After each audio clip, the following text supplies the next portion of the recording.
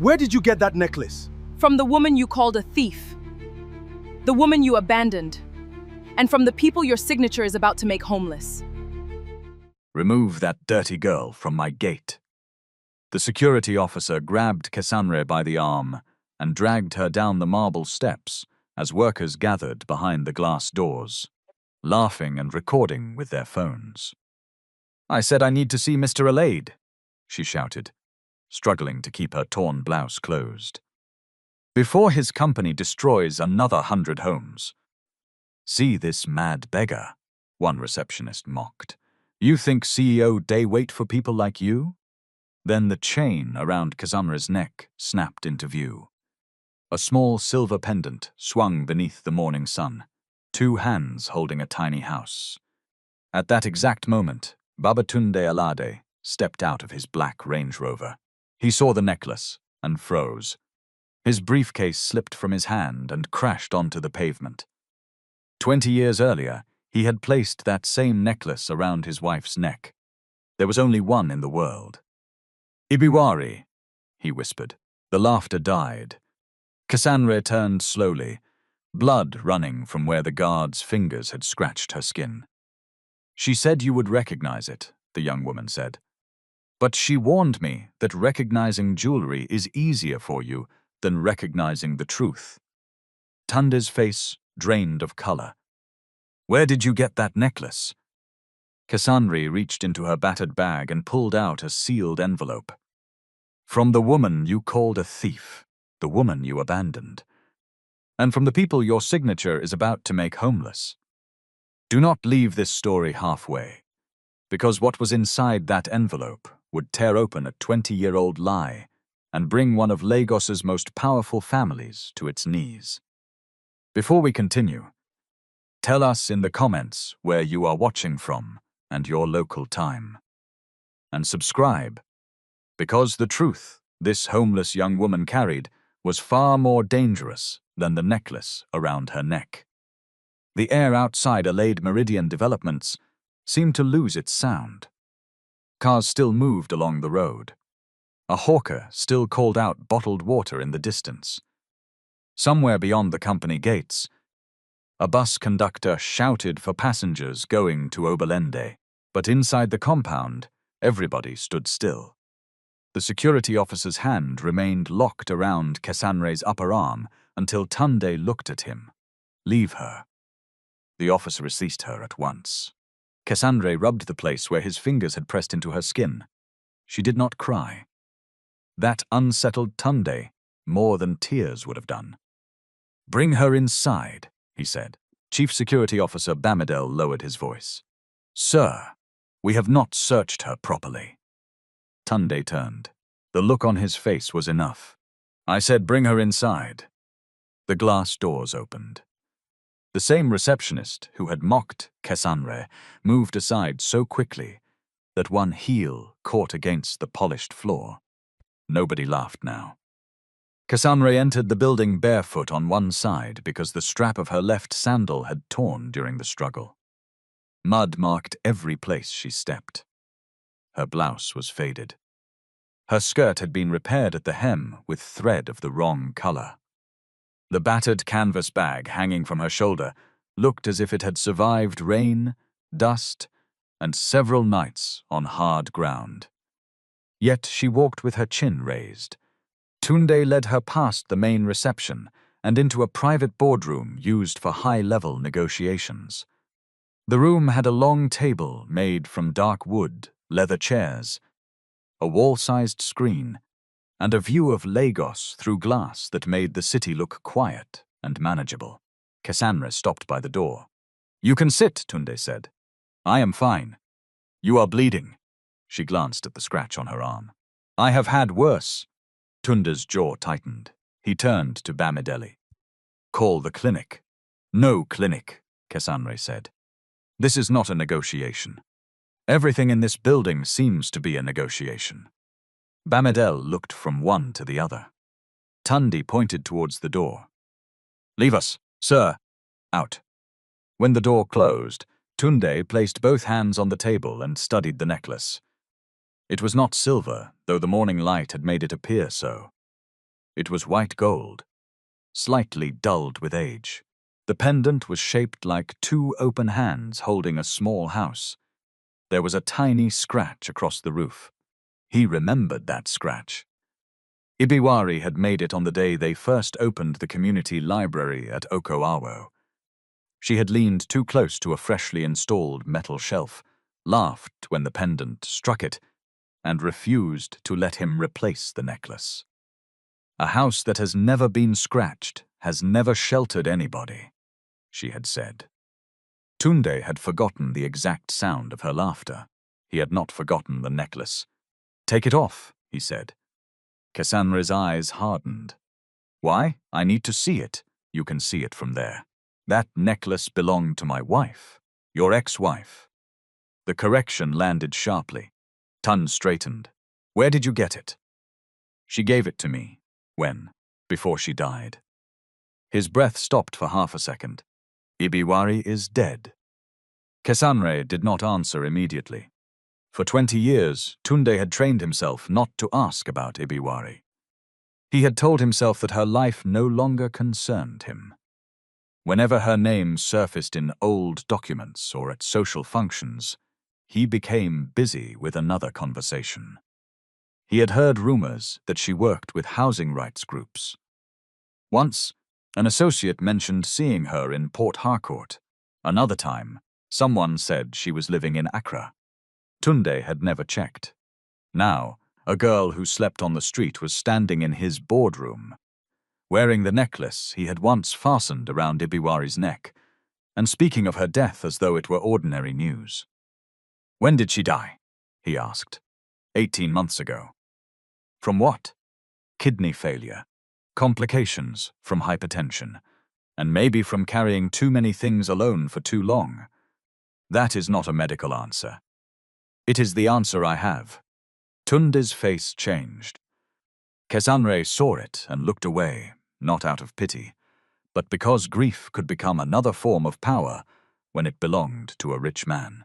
People rushed to comfort it. They made room for it. Poor people buried their own dead and returned to work before the soil settled. Tunde picked up the envelope she had placed on the table.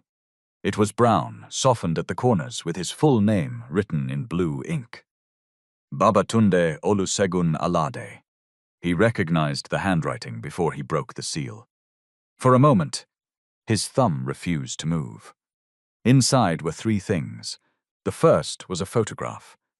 Ibiwari stood beneath a corrugated roof, thinner than he remembered, her hair streaked with grey. Beside her was Cassandre, perhaps 19 in the picture, wearing a school blouse and holding a stack of exercise books. Behind them were wooden houses raised on stilts above dark water. The second item was the first page of a land acquisition file for Abassi Waterside. The third was a folded note. Tunde opened it. "Tunde, if Cassandre is standing before you, then every lawful door we tried has remained closed. Do not help her because she carries my necklace. Do not listen because you think she may belong to you. Listen because your company never listened to people who had nothing it needed except their land. Ask for file AM17044. Ask why the beneficiary accounts repeat. Ask why dead residents signed compensation forms. And when they tell you, I stole from you, ask who benefited from your anger. Ibiwari." The room became smaller. Tunde read the note again, then a third time. His eyes returned to one sentence. "Do not listen because you think she may belong to you." He looked at Cassandre. "How old are you?" 23. His face revealed the calculation before he could hide it. Cassandre gave a dry laugh. "There. That is the first thing men like you always calculate." "What does that mean?" "You are asking whether I am your daughter." "Are you?" "No." The answer came too quickly for him to trust. "How can you be certain?" "Because my mother's name was Salome Ekanem. My father was Nsikak Ekanem. I have a birth record, church baptism record, and 2 people who knew both of them." "Then why did Ibiwari raise you?" Cassandre's hand closed around the strap of her bag. She raised me because my mother died after your first project came to our community. Tunde's eyes went to the land file. Abassi, Waterside. Yes, we have never completed a project there. You started 20 years ago. People died before you pulled out. That is not what happened. You mean it is not what was written in the report you signed? Tunde stepped away from the table, his voice lowered. Be careful. Careful? Yes. Cassandre pointed at the glass wall. Beyond it, hundreds of employees moved through a building bearing his name. You have security downstairs, lawyers upstairs, drivers outside.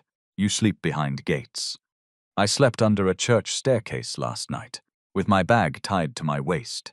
Please tell me, sir, between the two of us, who has spent more time being careful? The door opened before Tunde could answer. Morenik Sani entered in a navy suit, her round glasses resting low on her nose. She had served as group legal director for 6 years and had learned to read a crisis before anyone explained it. Her eyes moved from Tunde to Cassandre, then to the open envelope. Sir, the project partners are waiting. Chief Oladipo has called twice. Cancel the meeting. Morenik paused. The marina announcement? Cancel it. That will trigger questions. Let them ask. Tunde pushed the land file towards her. Find file AM 17044. Morenik did not touch it immediately. What am I looking for? Repeated beneficiary accounts. Compensation forms signed by dead residents. Anything connected to Abassi Waterside. Her gaze sharpened. The current acquisition? The original file. 20 years ago, Cassandre spoke. And the current one? They are using the old signatures to claim people consented again. Morenik looked at her for the first time as if she were more than a security problem. What is your name? Cassandre Ekanem. How did you obtain this document? It belonged to Ibiwari Temuno Alad. Morenik's expression changed, but only slightly. Tunde noticed. You know the name, he said. Of course. No, you reacted. Morenik removed her glasses and cleaned them with a folded cloth. It was what she did when buying time. I saw her name in an archived litigation memo when I joined the company. What memo? A threatened civil claim. It was never filed. Get it. Sir, we have a major transaction today. Get everything. Morenik put her glasses back on. And what should I tell Chief Oladipo?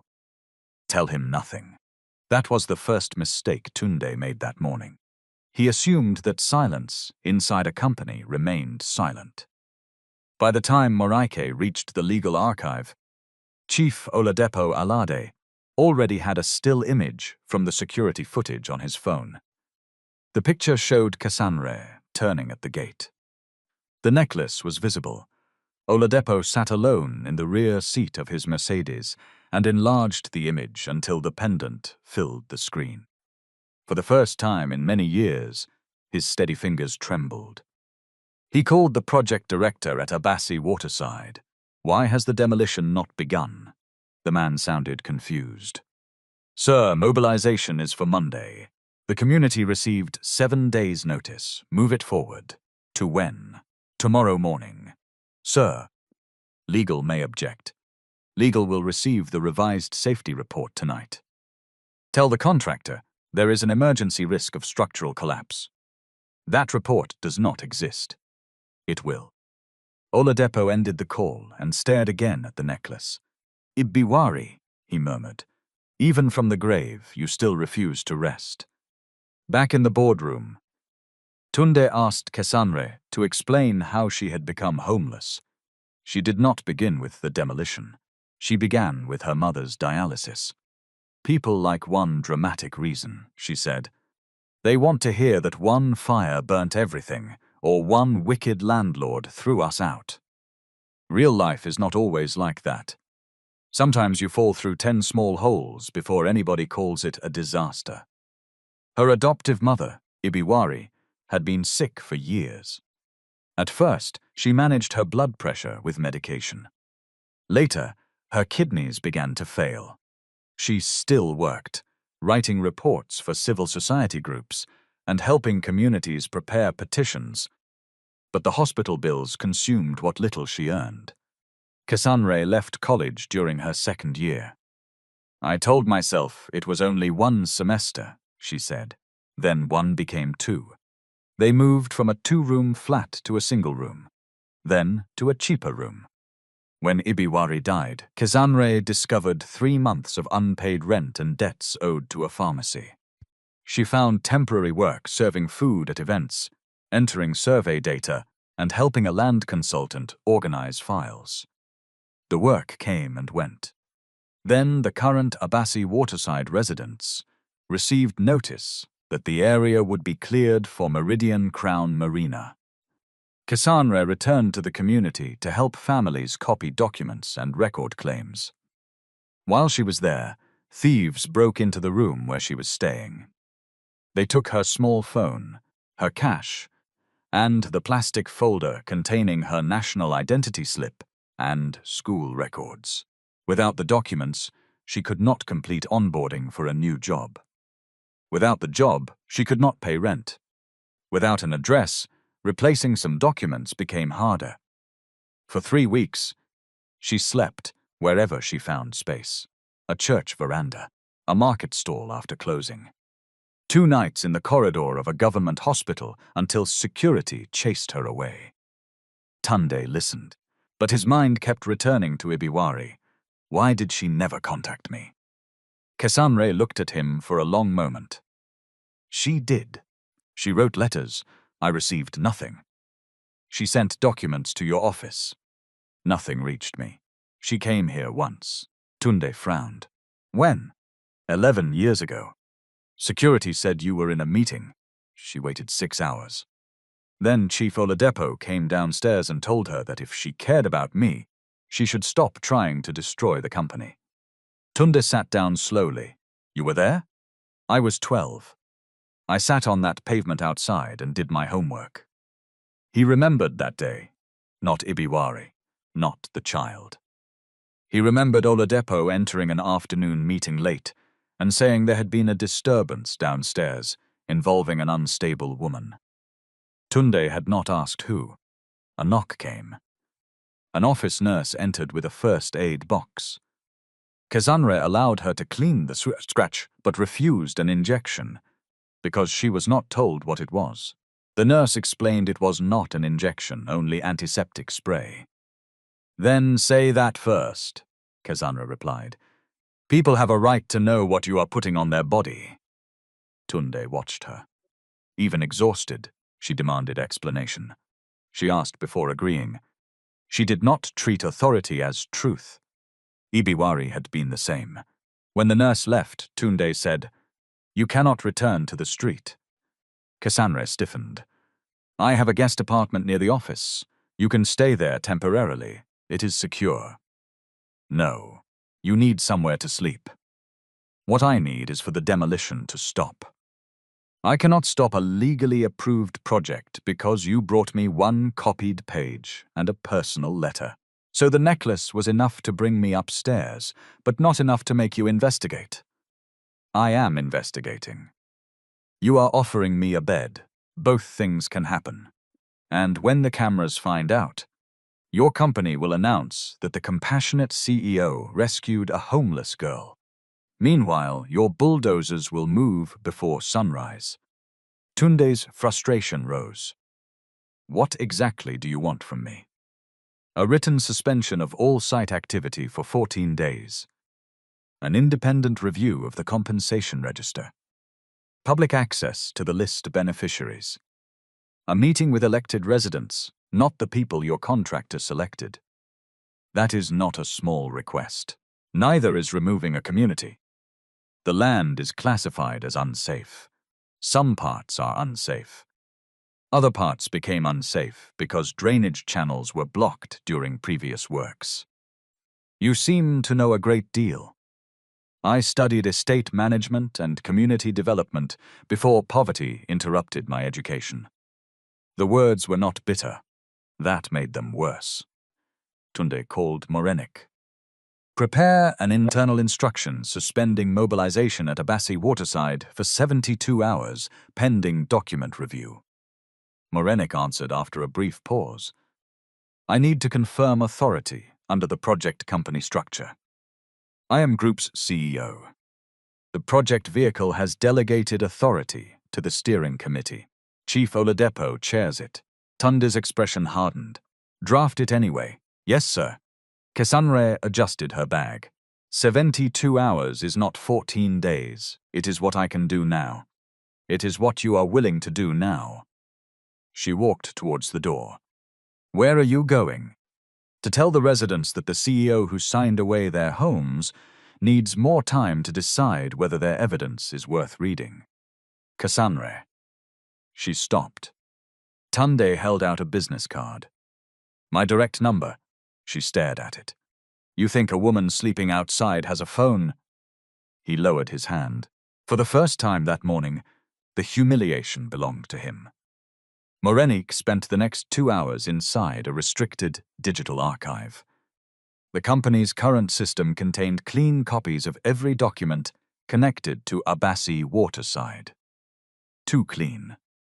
She searched the old reference number from Ibiwari's letter. File AM 17044 existed, but its index listed only 28 pages. A legal memo from 19 years earlier referred to 73 pages. 45 pages were missing. She checked the compensation register. 182 households appeared as paid. 37 payments had gone into only 4 bank accounts. She cross-checked names with publicly available death records and old community minutes. At least 9 supposed recipients had died before the payment date. Morniki leaned back in her chair. A junior lawyer knocked. Ma, Chief Oladipo is asking why the Marina announcement was cancelled. Tell him the CEO is unwell. The lawyer hesitated. But he is in the building. Then tell him I said nothing. When the junior lawyer left, Morenik opened the litigation memo bearing Ibiwari's name. The first line read, Potential claim by former director of social design regarding unlawful displacement, diversion of rehabilitation funds, and retaliatory dismissal. At the bottom was a handwritten instruction. Close file, no external correspondence. Chairman's authority. The signature was Oladipo's. Morenik took out her phone, then stopped. Calling Tunde could leave a record on company systems. She printed the pages instead. As the printer began to move, the lights in the archive went off. Not the whole floor, only the archive. Morenike stood still in the darkness. Then she heard the electronic lock click behind her. Morenik pulled the handle. The door did not move. She switched on her phone torch and called facilities. No signal. The archive was in the basement, where reception was poor even on a good day. She tried the internal intercom, dead. For several seconds, she listened. A faint movement came from the corridor. Hello? No answer. She knocked hard. This is Monik Sani. Open this door. Silence. She stepped back and studied the frame. The lock was electronic, but the door opened inward. A red emergency release box sat beside it, sealed behind thin plastic. She struck the plastic with the heel of her shoe, reached in, and pulled the lever. Nothing happened. Someone had disabled the emergency release. That frightened her more than the darkness. Morenik took pictures of the printed pages and saved them to an encrypted folder on her personal phone. Then she slid the originals beneath her blouse and tucked them into the waistband of her skirt. She had spent most of her career telling executives to remain calm during crisis. Now, with sweat collecting beneath her collar, she understood how useless that advice sounded when someone else controlled the door. She began striking it with the fire extinguisher. The third blow brought a voice. Ma? It was the basement cleaner. Mrs. Sani, get security. The door is locked. 5 minutes later, the lock released. A facilities officer apologized repeatedly, blaming a system fault. Moranik did not argue. She stepped into the corridor and saw a man turning at the far end. Grey suit, heavy shoulders, one of Chief Oladepo's personal assistants. She recognized his walk. He did not look back. Moreniki went straight to Tunde's office. He was on the phone with the project director. What do you mean? The steering committee overruled the suspension. The director's voice came through the speaker. Sir, the chairman says the structural risk is urgent. He has circulated an engineering report. Who commissioned it? I do not know. You are the project director? Yes, sir. Then how can you not know? Morenik closed the office door and placed the printed memo on Tunde's desk. He read the first page while still listening to the call. His face changed. Do not move a single machine, he told the director. Sir, mobilization has already begun. To where? Equipment is leaving the contractor's yard tonight. Tunde ended the call. Morenik described what she had found. The repeated accounts, the dead beneficiaries, the missing pages, the old litigation memo, the disabled archive lock. Tunde picked up the handwritten instruction. Oladipo closed this. That appears to be his signature. He was managing director then, and you were chief executive. The words were quiet. Tunde looked up. Morenik did not soften them. I need to ask you something, sir. Did you know Ibiwari had raised these allegations? I knew she accused the project team of mishandling resettlement funds. Did you investigate? My uncle said an internal audit found no diversion. Did you read the audit? I read the summary. Who prepared the summary? Tunde already knew the answer. Oladepo's office. Morenik sat opposite him. What happened to Ibiwari after that? She was suspended. By whom? By me. And the allegation that she stole money. There were transfers linked to a consultancy account she had authorized. Did the money enter her personal account? No. Did she explain the consultancy? Tunde's eyes shifted to the city outside. She said it was a community trust account. Was it? I did not confirm it. Why? His voice sharpened. Because my marriage was falling apart. My first major project was close to collapse. Investors were threatening to leave, and every document on my desk said she had acted without approval. Every document provided by the same office that wanted the file closed. You think I do not understand that now? I think understanding it now will not protect anybody tomorrow morning. Morenik placed her phone on the desk and showed him photographs of the archive pages. We need external copies. We also need a court order. Your internal instruction may not be enough. Call our outside counsel. Our outside counsel represents the company. If the company may be implicated, privilege and conflicts become complicated. Then find independent counsel. For you or for the affected residents. The question caught him. For both. That is not always possible. Tunde paced once across the office. Find someone for the residents first? Morenik nodded. I know a public interest lawyer, Barrister Amina Danjuma. She has sued this company twice. Will she take my call? No, but she may take Cassandre's. They found Cassandre at Abassi waterside, shortly before sunset. The road ended before the community did. From there, narrow planks and packed earth led between homes built from timber, blocks, zinc, and years of repair. Children moved around buckets placed beneath leaking roofs. Women smoked fish over metal drums. Men returned from the lagoon with nets coiled inside wooden boats. The air carried salt, smoke, diesel, and open drains. Tunde had seen the community from project photographs. The photographs had been taken from above. From above, houses became shapes. People became numbers. Water became blue space, marked for commercial development. On the ground, everything had a name. A woman called Mama Ebi shouted at a boy for playing too close to the water. A tailor worked beside a window with no glass. A mechanic had arranged spanners by size on a piece of old cloth. Near the community hall, residents were copying identification documents and writing household details into exercise books. Cassandre sat at a plastic table, helping an elderly man press his thumb onto an ink pad. She saw Tunde approaching and stood. Every conversation around them stopped. "You brought lawyers?" she asked. Mornik answered, "I brought evidence that your concern is credible." Credible? It is a legal word. It is also a comfortable word. Moronique accepted the rebuke. "We found repeated bank accounts and missing archive pages. We need to seek an urgent injunction tonight." Cassandre turned to the residents. An old woman pushed forward. "This is the man?" she asked. Tunde nodded. "My name is Babatunde Alade. I know your name. It is on the paper tied to my door." She held up a notice with a red mark. "I am Comfort Effiong. I have lived here 31 years.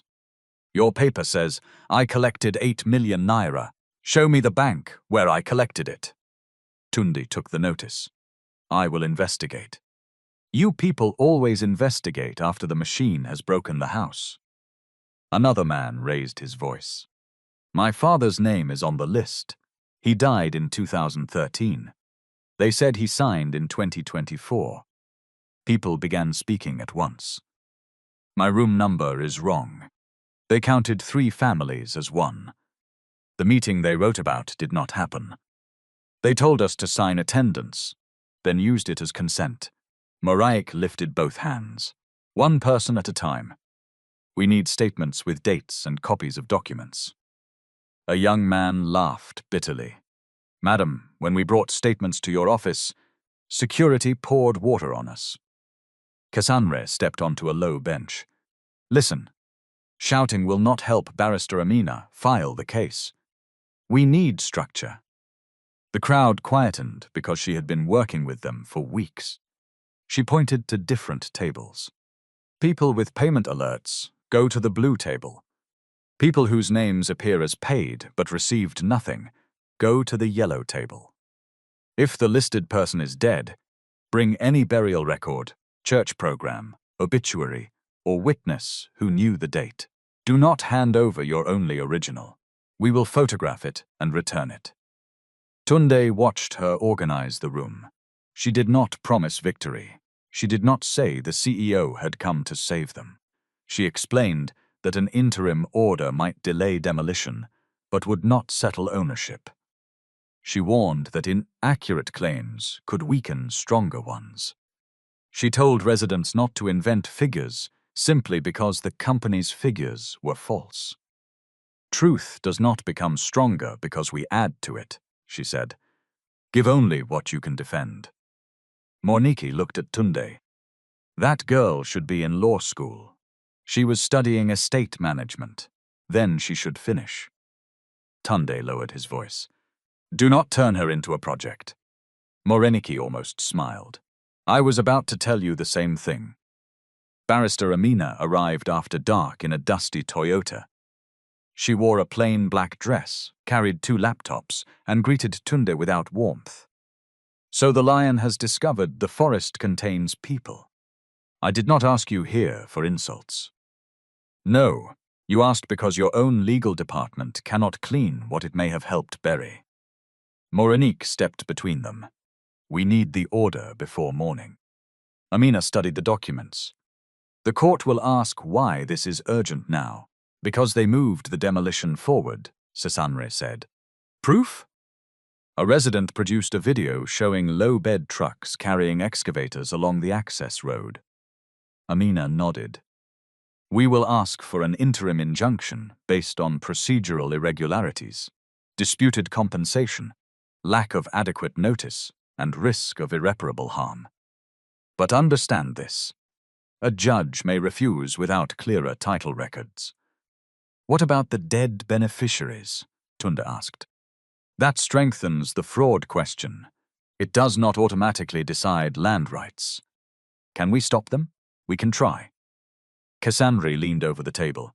"What do you need?" "Affidavits. The original notice. Evidence of occupation. the current project documents, and somebody with standing. I have lived here. You are currently homeless, and your name is not on the household register. Cassandre's face tightened. Amina continued. That does not make your interest unimportant. It makes the legal route more specific. We need residents directly listed. Comfort Efyong raised her hand. Use my name. Another resident joined. Then another. By 10 o'clock, 12 affidavits were ready. Tunde's phone kept vibrating. Oladipo, board members, investors, the governor's infrastructure aide. He ignored them until a message appeared from his uncle. You are allowing an unstable girl to manipulate you with Ibiwari's jewelry. Come home before you disgrace yourself. Tunde stared at the message. Cassandre noticed. He knows about the necklace. Did you tell him? Yes. No, then somebody sent him the gate video. Tunde called Bamidele. Preserve all security footage from this morning. No deletions, no copies released. Bamidele hesitated. Sir, the chairman's office requested the footage earlier. Who approved it? Group administration. Preserve the access logs. Yes, sir. Tunde ended the call. Cassandre's expression said what she did not need to speak. The company had been leaking before she crossed its gate. At midnight, Amina filed the urgent application electronically. At 12:20, a court clerk acknowledged receipt.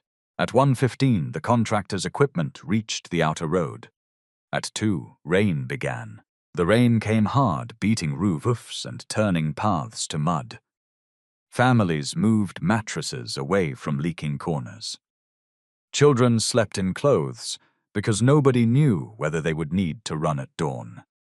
Tunde offered again to take Cassandre to the guest apartment. This time, she agreed on conditions. Morenik drafted them on her laptop. Temporary emergency accommodation.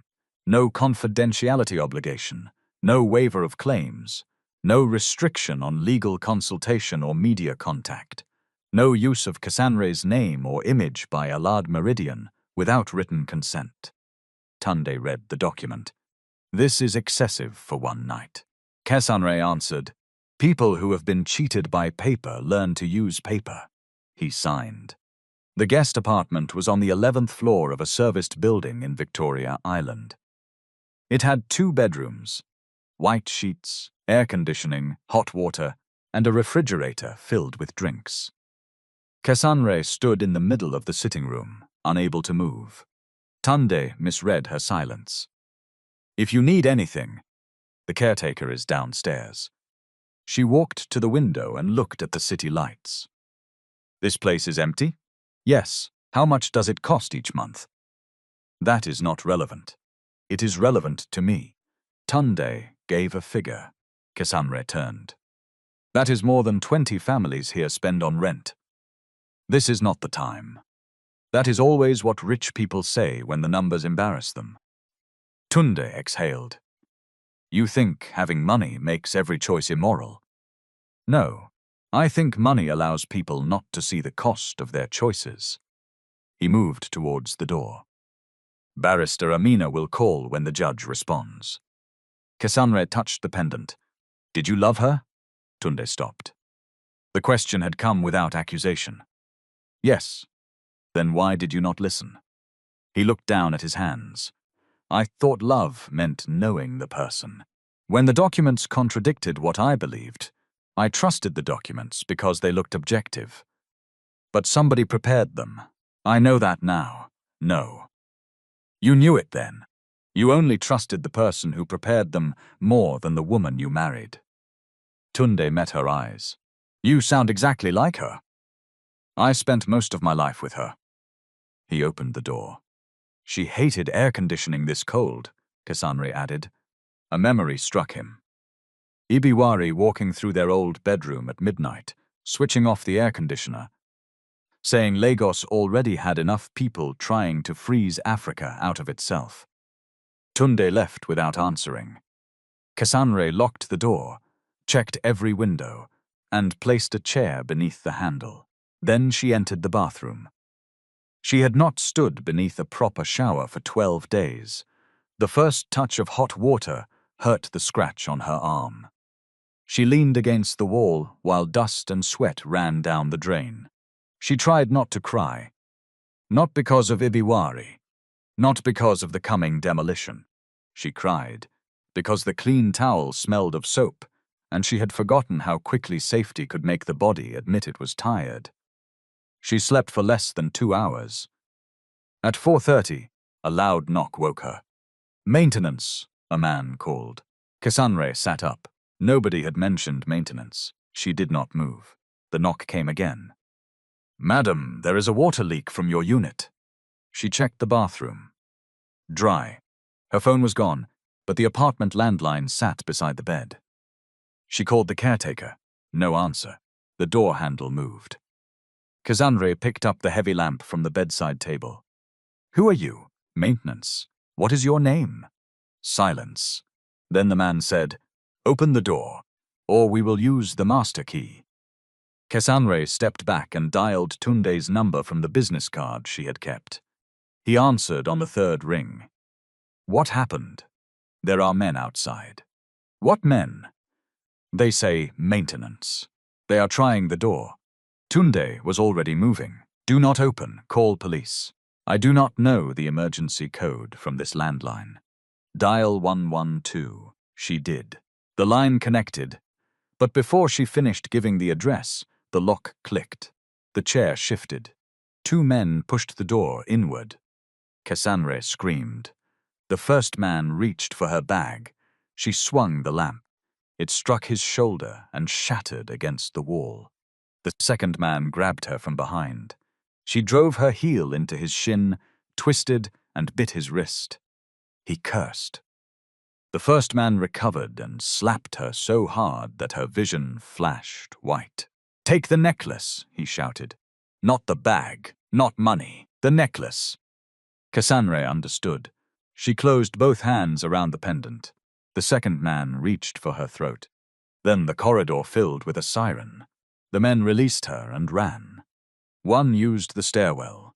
The other pushed past a uniformed response officer coming from the lift and escaped through the service passage.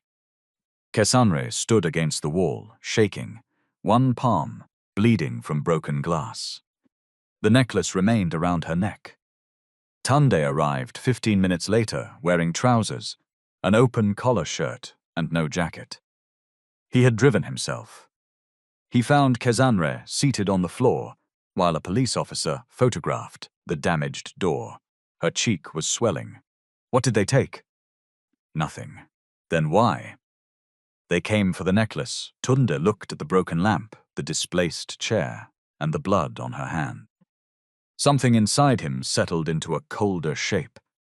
This was no longer an old marital wound. Someone was afraid of what the necklace represented. By 6 in the morning, the police had taken statements. The building's main corridor camera had stopped recording at 4:22. The service camera had been turned towards the wall. The caretaker claimed he had been asleep and knew nothing. Morenik arrived with Amina. Amina examined the door. "You cannot keep her here," Tund replied. "I will move her to my house." Cassandre stood. "No, you were attacked." "Exactly. Whoever did this knew where your company placed me. My house has better security." "Your family also has access." Silence followed. Morenik said, "She is right."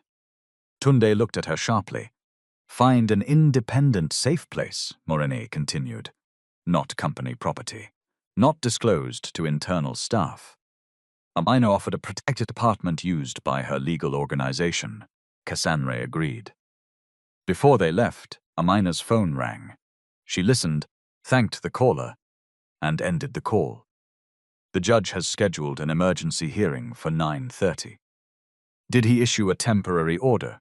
Tunde asked. "Not yet." Cassandre checked the time. "The machines will begin before then." They did.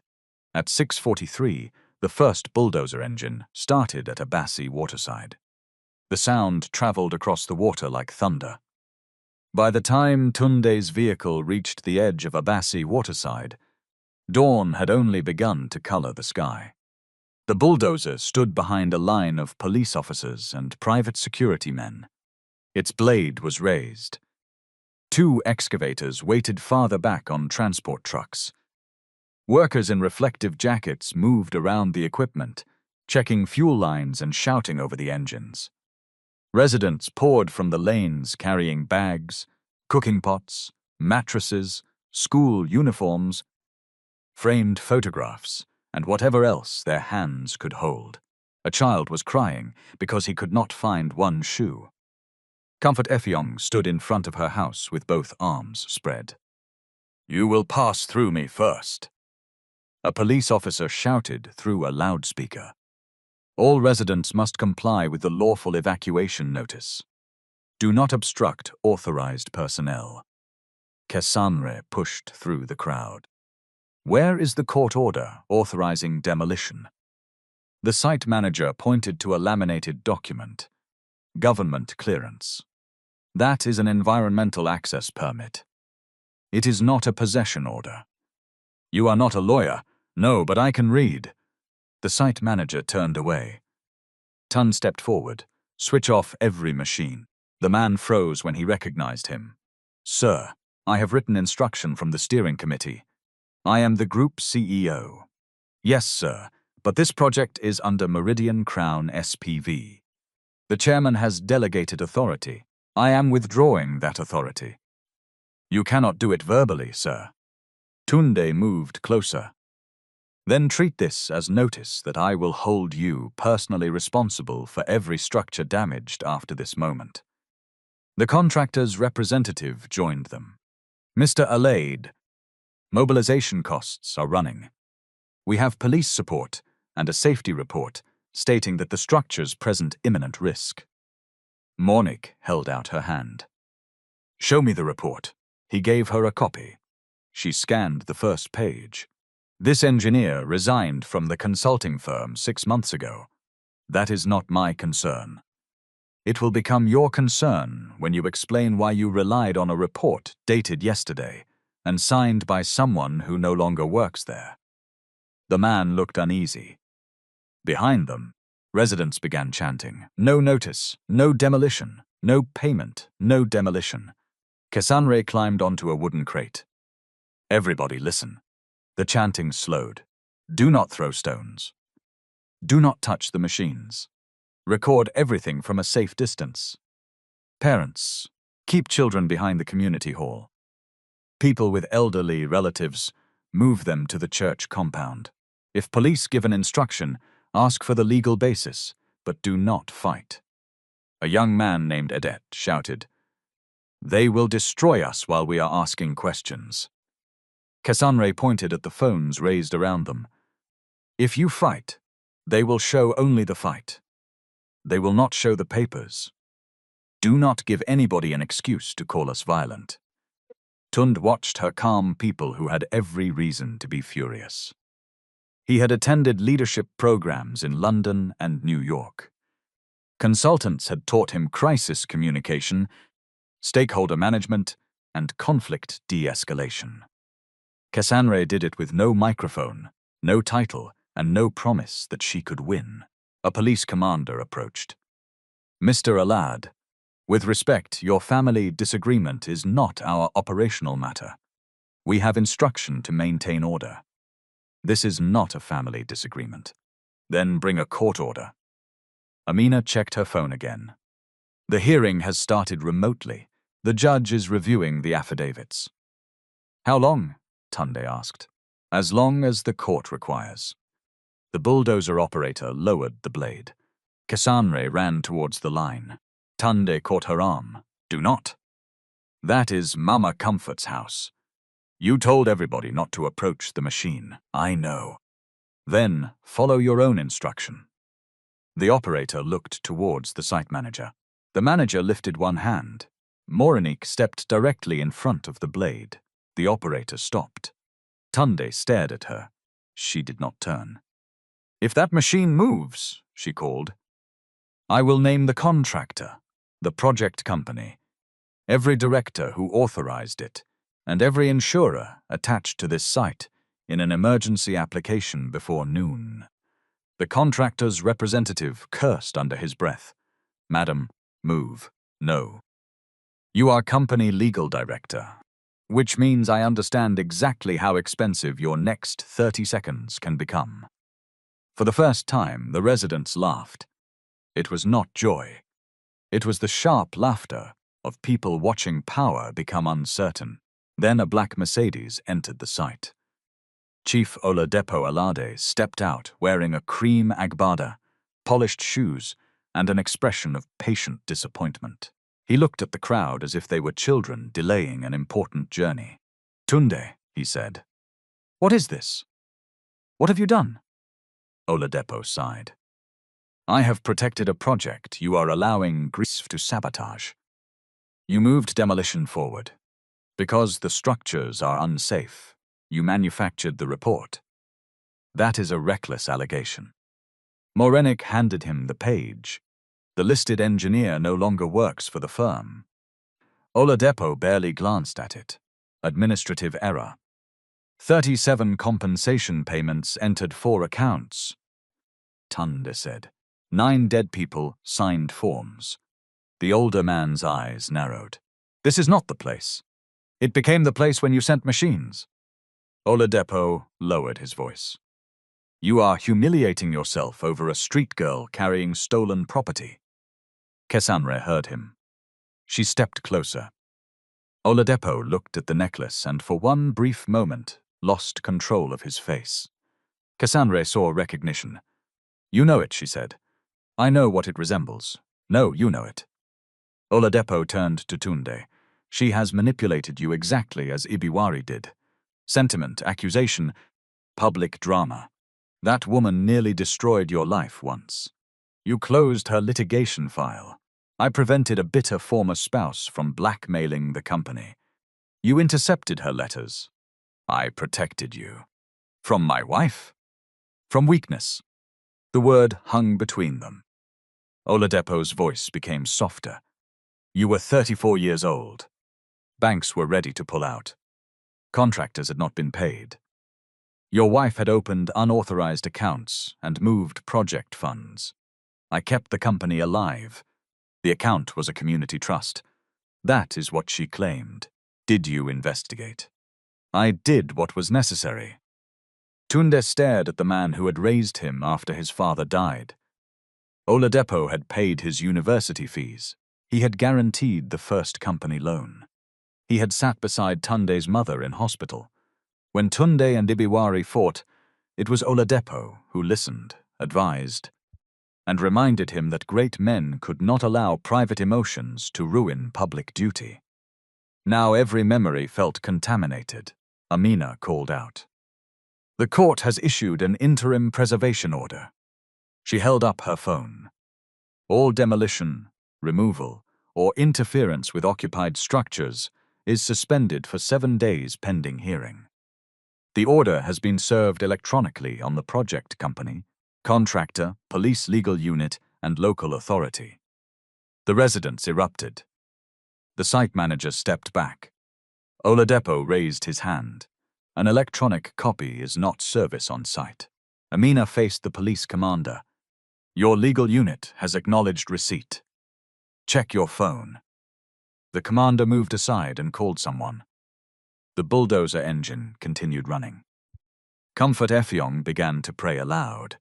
The police commander returned. "Switch off the equipment." For a second, nobody moved. Then the entire community exploded in shouts. Women embraced. Men lifted their hands. Children who did not understand the legal order shouted because the adults were shouting. Cassandra did not celebrate. She knew 7 days was not victory. She looked at Oladipo. He was watching her with an expression that contained no surprise now, only calculation. "You think a temporary order changes ownership?" he asked. "No," Cassandra replied. "It changes what you can destroy before people are heard." Oladipo turned to Tunde. "The board will meet at noon." "Good. You may not enjoy the agenda. Neither will you." The boardroom at Alad Meridian had seen arguments over debt, acquisitions, delayed projects, labor disputes, and political risk. It had never seen Babatunde Alade arrive carrying evidence against the man at the head of the table. 12 directors attended in person or by video. Oladipo sat in the chairman's seat. Tunde remained standing. Morenike distributed copies of the compensation anomalies and litigation memo. Oladipo did not deny that irregularities existed. He reframed them. Large community acquisitions produce imperfect records, he said. Names change. Accounts are shared. Informal settlements rarely maintain reliable documentation. We cannot treat every discrepancy as fraud. Director Ifeanyi Chukwuma adjusted his tie. 37 payments into 4 accounts is not ordinary discrepancy. It may reflect payment agents. Where are the agency agreements? Morenike asked. We will find them. Tunde leaned forward. Why were 45 pages removed from file AM 17-044, archive migration? Why did you order Ibiwari's claim closed? She had a conflict of interest. Why were her letters blocked? Oladipo looked around the table. You are watching a grieving man reopen a failed marriage and drag this company into it. We should respond with discipline, not theater. Tunde's hand struck the table. This company used the names of dead people to support compensation records. And you signed the original acquisition approvals. The room fell silent. Oladipo pushed a folder towards the directors. Inside were copies of Tunde's signatures. Project Authority. Community Engagement Summary. Release of Resettlement Funds. Final Compliance Certification. Oladipo spoke calmly. If there was wrongdoing 20 years ago, the CEO cannot pretend he stood outside it. Babatunde approved the structure. He received the reports. He signed the certifications. Tunde looked at the pages. He had expected betrayal.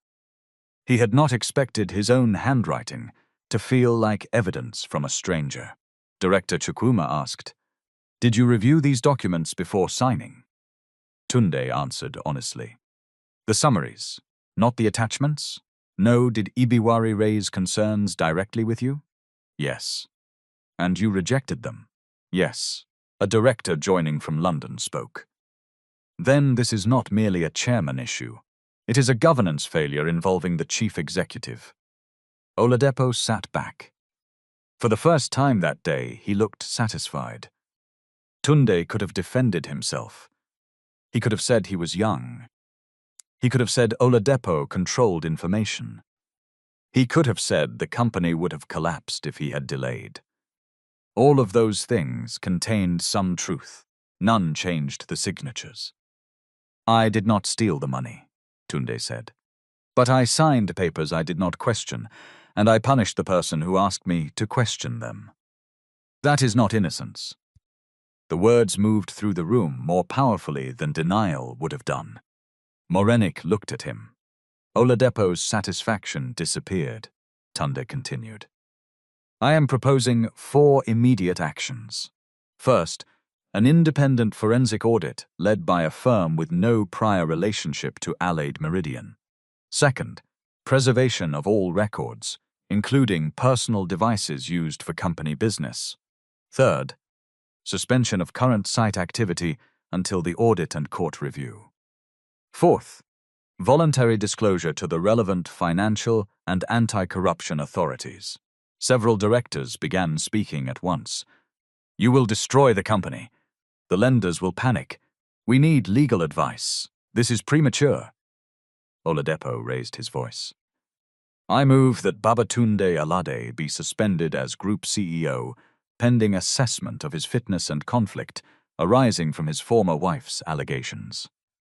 Tunde looked at his uncle. You prepared this before the meeting. I prepared for the possibility that you would choose emotion over duty.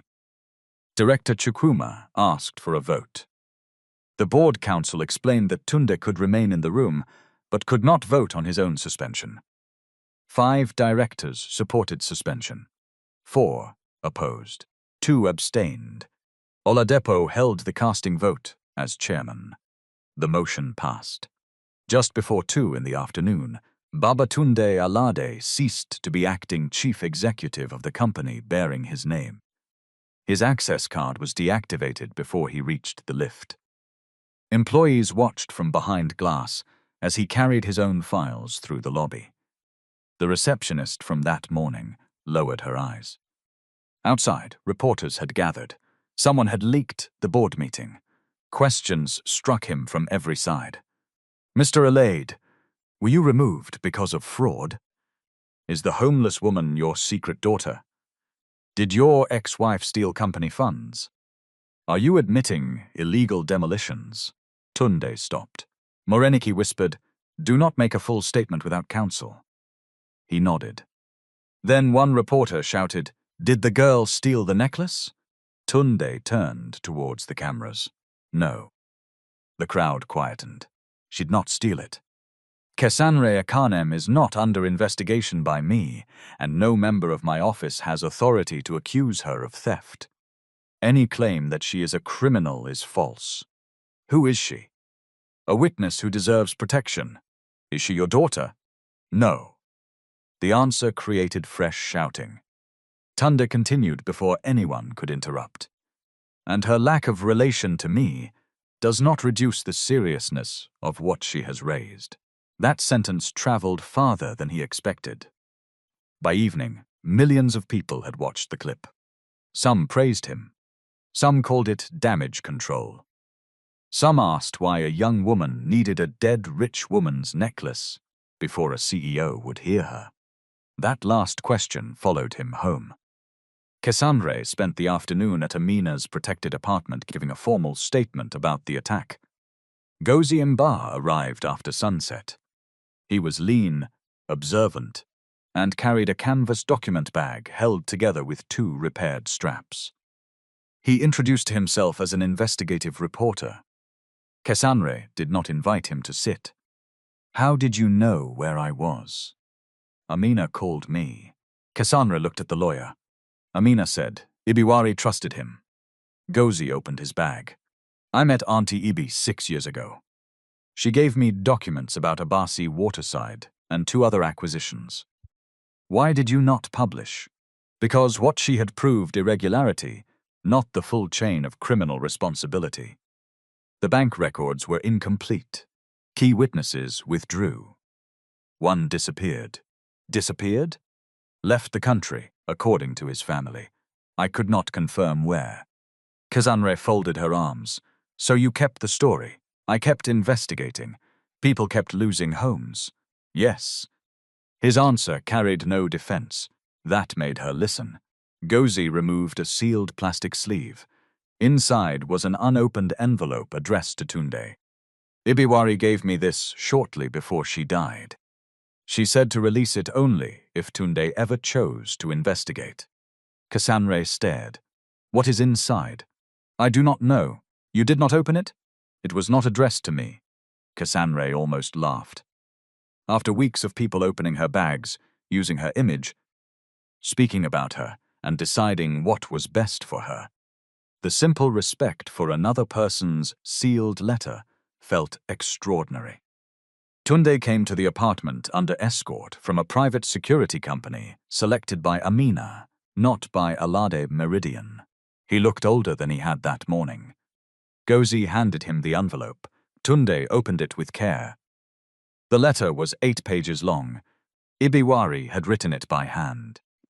She described the first Abasi Waterside project. The company had planned a mixed residential and commercial development. Initial surveys identified over 200 households. A resettlement budget was approved.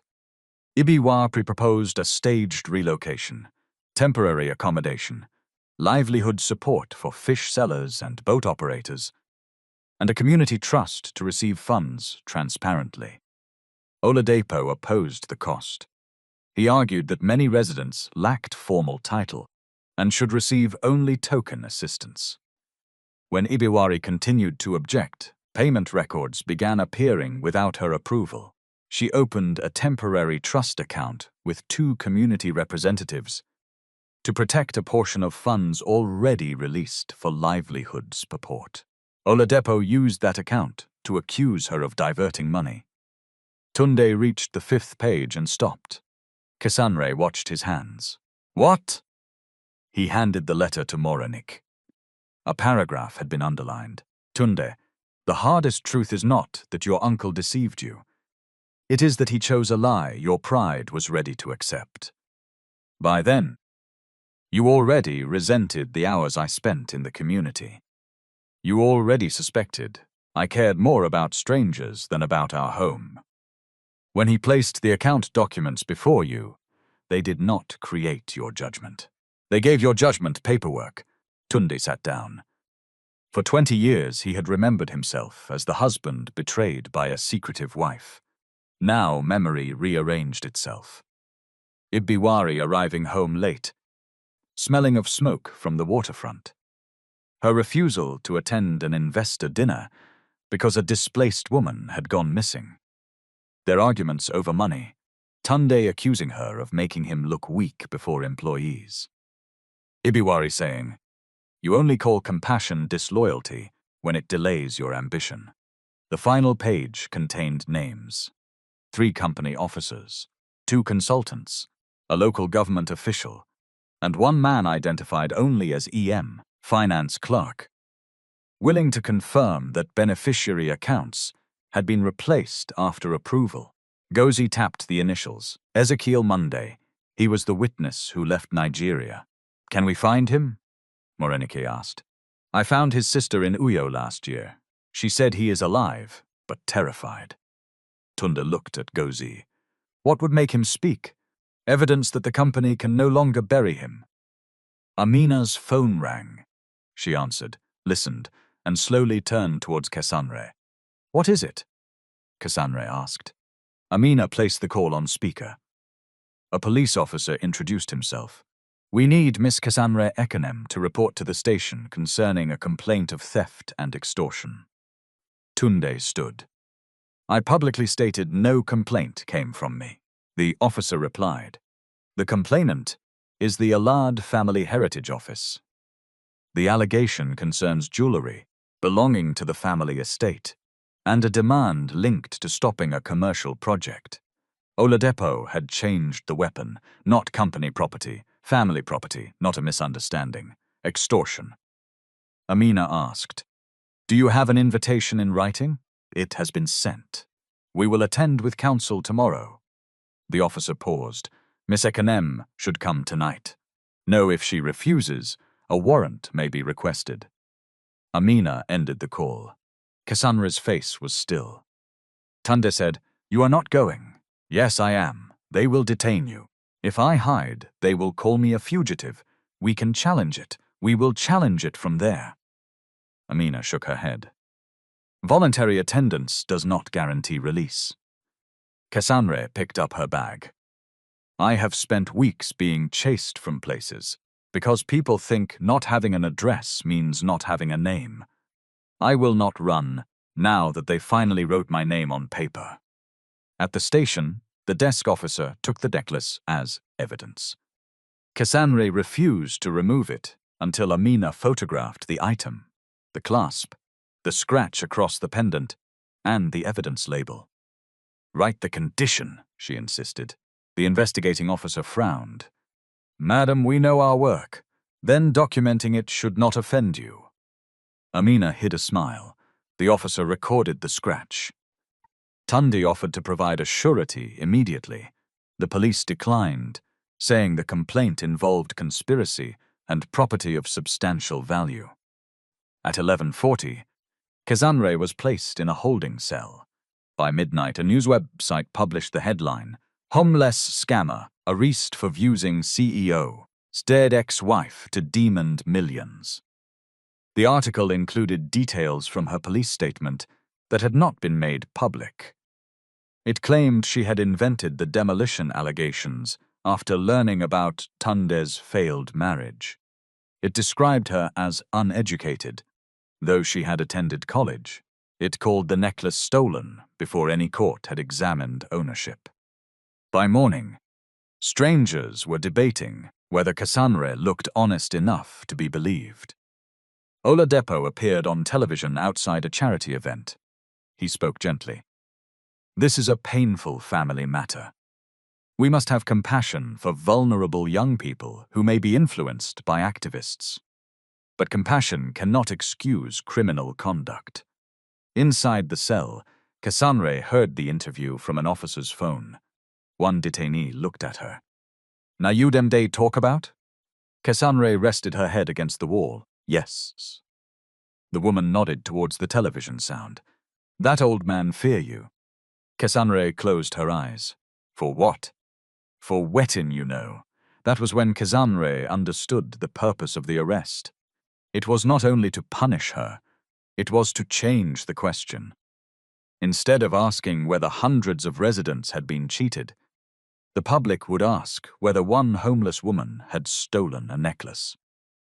A whole community could disappear behind one accusation. She opened her eyes. "Please," she said to the detainee, "when they bring paper for you to sign, ask them to read it aloud first." The woman laughed. "You still dey advise person inside cell." Cassandre gave the smallest smile. "That is how Auntie Ibi raised me." Cassandre spent the night sitting upright because the cell floor was wet near the wall. At 6 in the morning, an officer brought a statement for her to sign. The statement said she had received the necklace from an unnamed person and used it to gain access to Tunde. "That is not what I said." The officer tapped the page. "It is the summary. It is a different story. Sign first. Your lawyer can correct later." Cassandre pushed the paper back. "No." The officer's face hardened.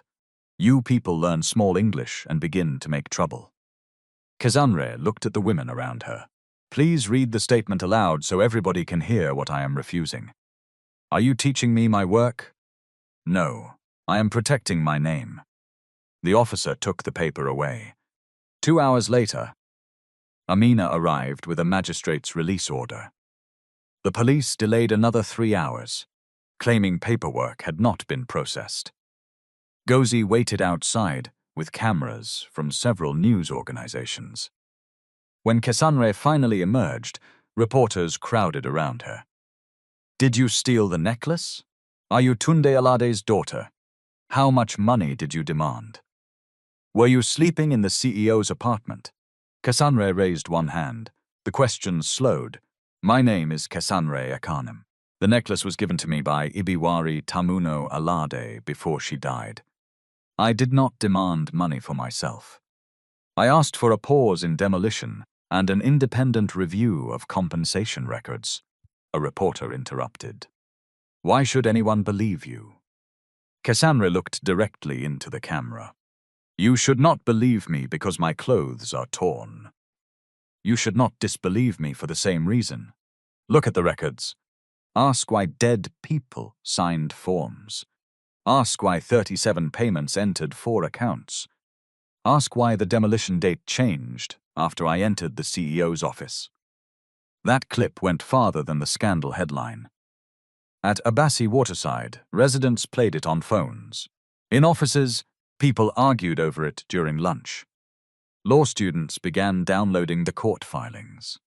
Estate surveyors pointed out that informal occupation did not erase the need for due process. Others attacked Cassandre, calling her an opportunist. But the question had returned to the documents. Oladepo's attempt to reduce a community to a necklace had failed. Tunde met Cassandre at Amina's office. He expected anger. She gave him a list. "What is this?" "Things the residents need before the next hearing." The list included certified copies of project approvals, the full compensation schedule, minutes of consultations, the names of payment agents, the environmental report, and the relocation plan. Tunde read it. "I no longer have internal access. You still know who does. Moronique has been placed on administrative leave. Then your company is preserving evidence by removing the person who found it." "I know." Cassandre sat down. Her wrists bore faint red marks from the handcuffs. Tunde noticed them. "I am sorry." For which part the arrest? You did not sign the complaint. My name made it possible. That is closer. He accepted the answer. I will file an affidavit confirming the history of the necklace and Ibiwari's ownership. Good. I can also state that I authorized no theft complaint. Good. I want to pay for your legal costs. Amina's organization is representing me. They need funding. Then donate without attaching my case to it. Tunde looked at her. You think everything I offer is a trap? No. I think rich people are used to turning guilt into generosity. Generosity feels better because the giver remains in control. What would responsibility look like to you? Give evidence, even if it damages you. He nodded slowly. That is what I am trying to do. Then continue. Moranik entered carrying a small suitcase. She had gone home after being suspended and found company representatives waiting to collect her work laptop. Before surrendering it, she had made no copies. Doing so after a legal hold could create complications. But months earlier, as part of routine governance review, she had sent an archive index to the board's external compliance portal. The index showed that file AM 17044 once contained 73 pages. Can we get the missing pages? Amina asked. Maybe from the off-site storage vendor. The old physical archive was digitized 12 years ago. Records marked for destruction were supposed to be scanned first. Who had authority over destruction? Group administration. At the time, Chief Oladepo chaired the records committee. Tunde rubbed his forehead. Everything returns to him. Not everything, Moranik said. Some things return to you. He looked at her. You approved a records disposal policy that allowed the committee to destroy supporting material after 10 years. I did not know this file was included. That is the problem we keep meeting. Tunde's jaw tightened, but he did not argue. Gozi called from outside the room. He had located Ezekiel Monday. The former finance clerk was living in Cotonou under another surname. He would not return to Nigeria. He would speak only if his face and location were concealed. Independent lawyers were present, and the interview was recorded in a way that could later be authenticated. Amina said, a media interview alone may not be enough for court. It can identify documents and lead us to bank records, Gozi replied. Tunde asked, what does he want? Protection for his family, and proof that Oladepo no longer controls the company's response. He still chairs the board. Then remove him. That requires votes. Cassandra spoke. Find them. For the next 3 days, the struggle moved through courtrooms, board calls, newspaper offices, and community lanes. Amina obtained an extension of the preservation order for another 21 days. The judge directed the project company to produce compensation records and proof of consultation. The company submitted over 2,000 pages. Quantity was used as fog. Cassandra, Moranik, volunteer law students, and community representatives divided the pages. They built a table: name, household number, payment amount, account number, date, signature or fingerprint, occupation status, supporting document. They marked contradictions in red. One beneficiary appeared as both deceased and present at a consultation meeting 2 years later. 11 fingerprints were visually identical. A payment agent had collected funds for 42 households, though no authorization forms were attached. Several women listed as dependents were household heads who operated businesses. An entire lane had been omitted from the relocation map. Moranik explained why that mattered. If they are not on the map, they are not counted. If they are not counted, they are not paid. Once the houses are gone, proving occupation becomes harder. Cassandra looked at the printed map. Then, before any machine returns, we map every structure ourselves. Residents used phone cameras, measuring tapes, notebooks, and publicly available satellite images. Estate surveyors volunteered on weekends. Each household received a numbered record. Photographs were time-stamped. Occupants signed or marked statements in the language they understood. Cassandre insisted that nobody pay to be included. When one volunteer demanded 5,000 naira from a widow, she removed him from the team. We cannot fight one corrupt list by creating another. Tunde visited, but did not lead. At first, residents stared at him. Some insulted him. One man refused to shake his hand. Tunde did not leave. He spent an afternoon carrying some boxes of copied documents from the church hall to Amina's car. The work was ordinary and hot. Nobody photographed it until a child took a short video. The clip showed the former CEO sweating through his shirt, while Mama Comfort ordered him to hold the box properly. It went viral. People praised his humility. Cassandre disliked the comments. One afternoon carrying paper and everybody says he has changed, she told Gozi.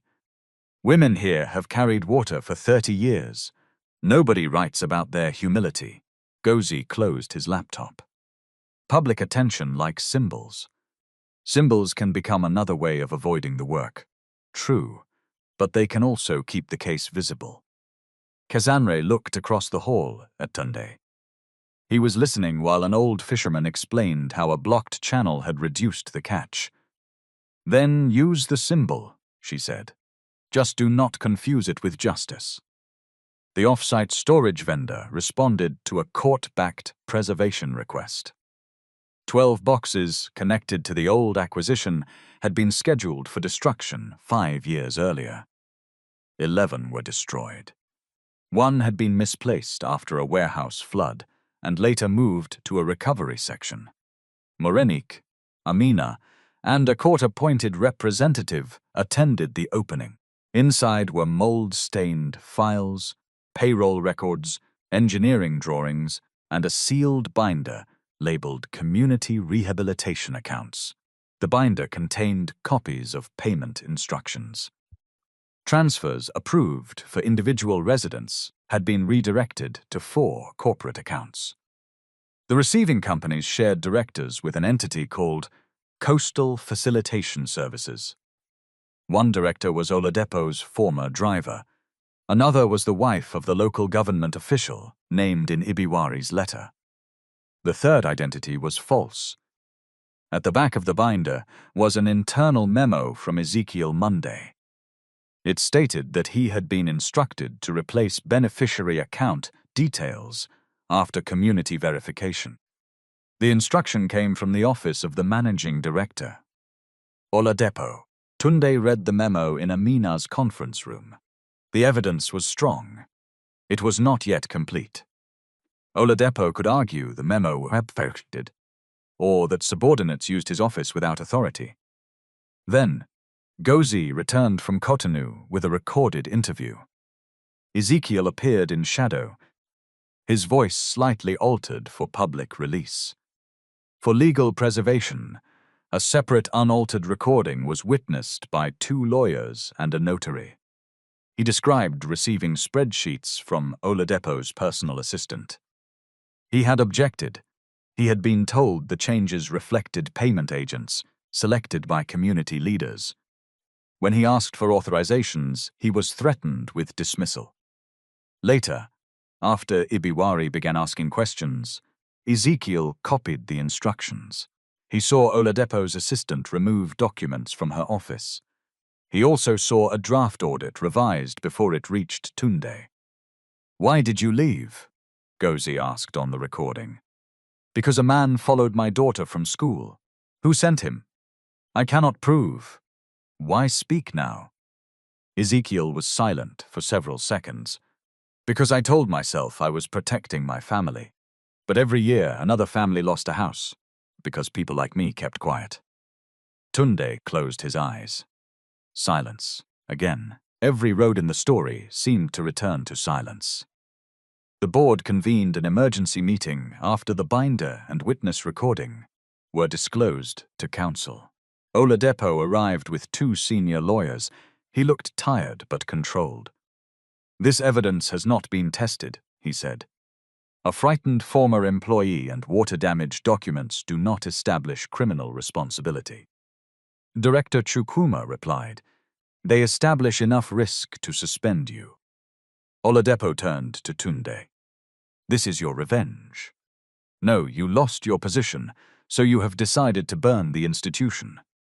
Tunde looked around the table. This institution was already burning. We only kept the smoke away from this room. Oladipo laughed without humor. "You think these people will thank you?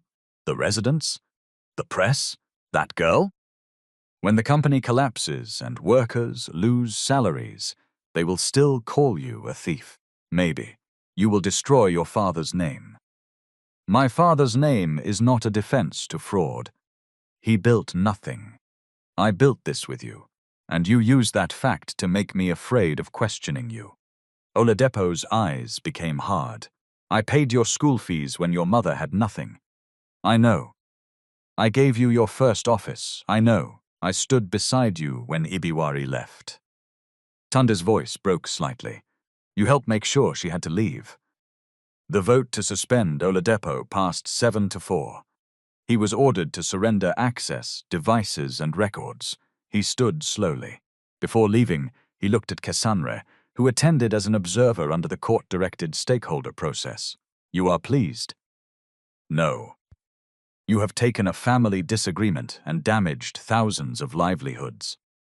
Cassandre answered, "You keep calling it family because family shame sounds smaller than public theft."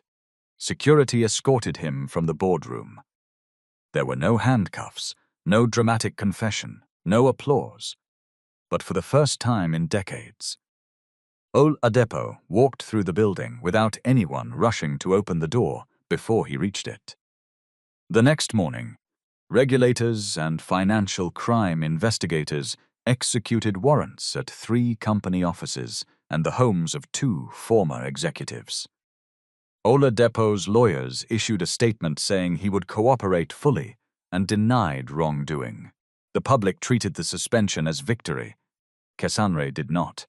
She knew powerful men could remain powerful while cases dragged for years. She was right to be cautious. 2 days later, the court received a new engineering application. It claimed that recent rain had made 43 structures at Abassi Waterside immediately dangerous and requested permission for emergency removal. The supporting photographs showed cracks, leaning walls, and flooded foundations. Some were genuine. Others were taken from abandoned structures outside the occupied area. But the application mixed them together. The judge authorized removal of only structures certified by an independent engineer and required relocation support for affected occupants. Before the independent inspection could begin, contractors arrived at dawn with a list naming 68 houses. Oladipo had been suspended. The machinery still came. The system was larger than one man. The second demolition attempt began before sunrise on a Saturday. No television crew had been invited. No company executive was present. The contractor arrived with 2 excavators, a bulldozer, 4 trucks, private security, and a police unit told that dangerous buildings were being removed under court authority. Residents woke to engines.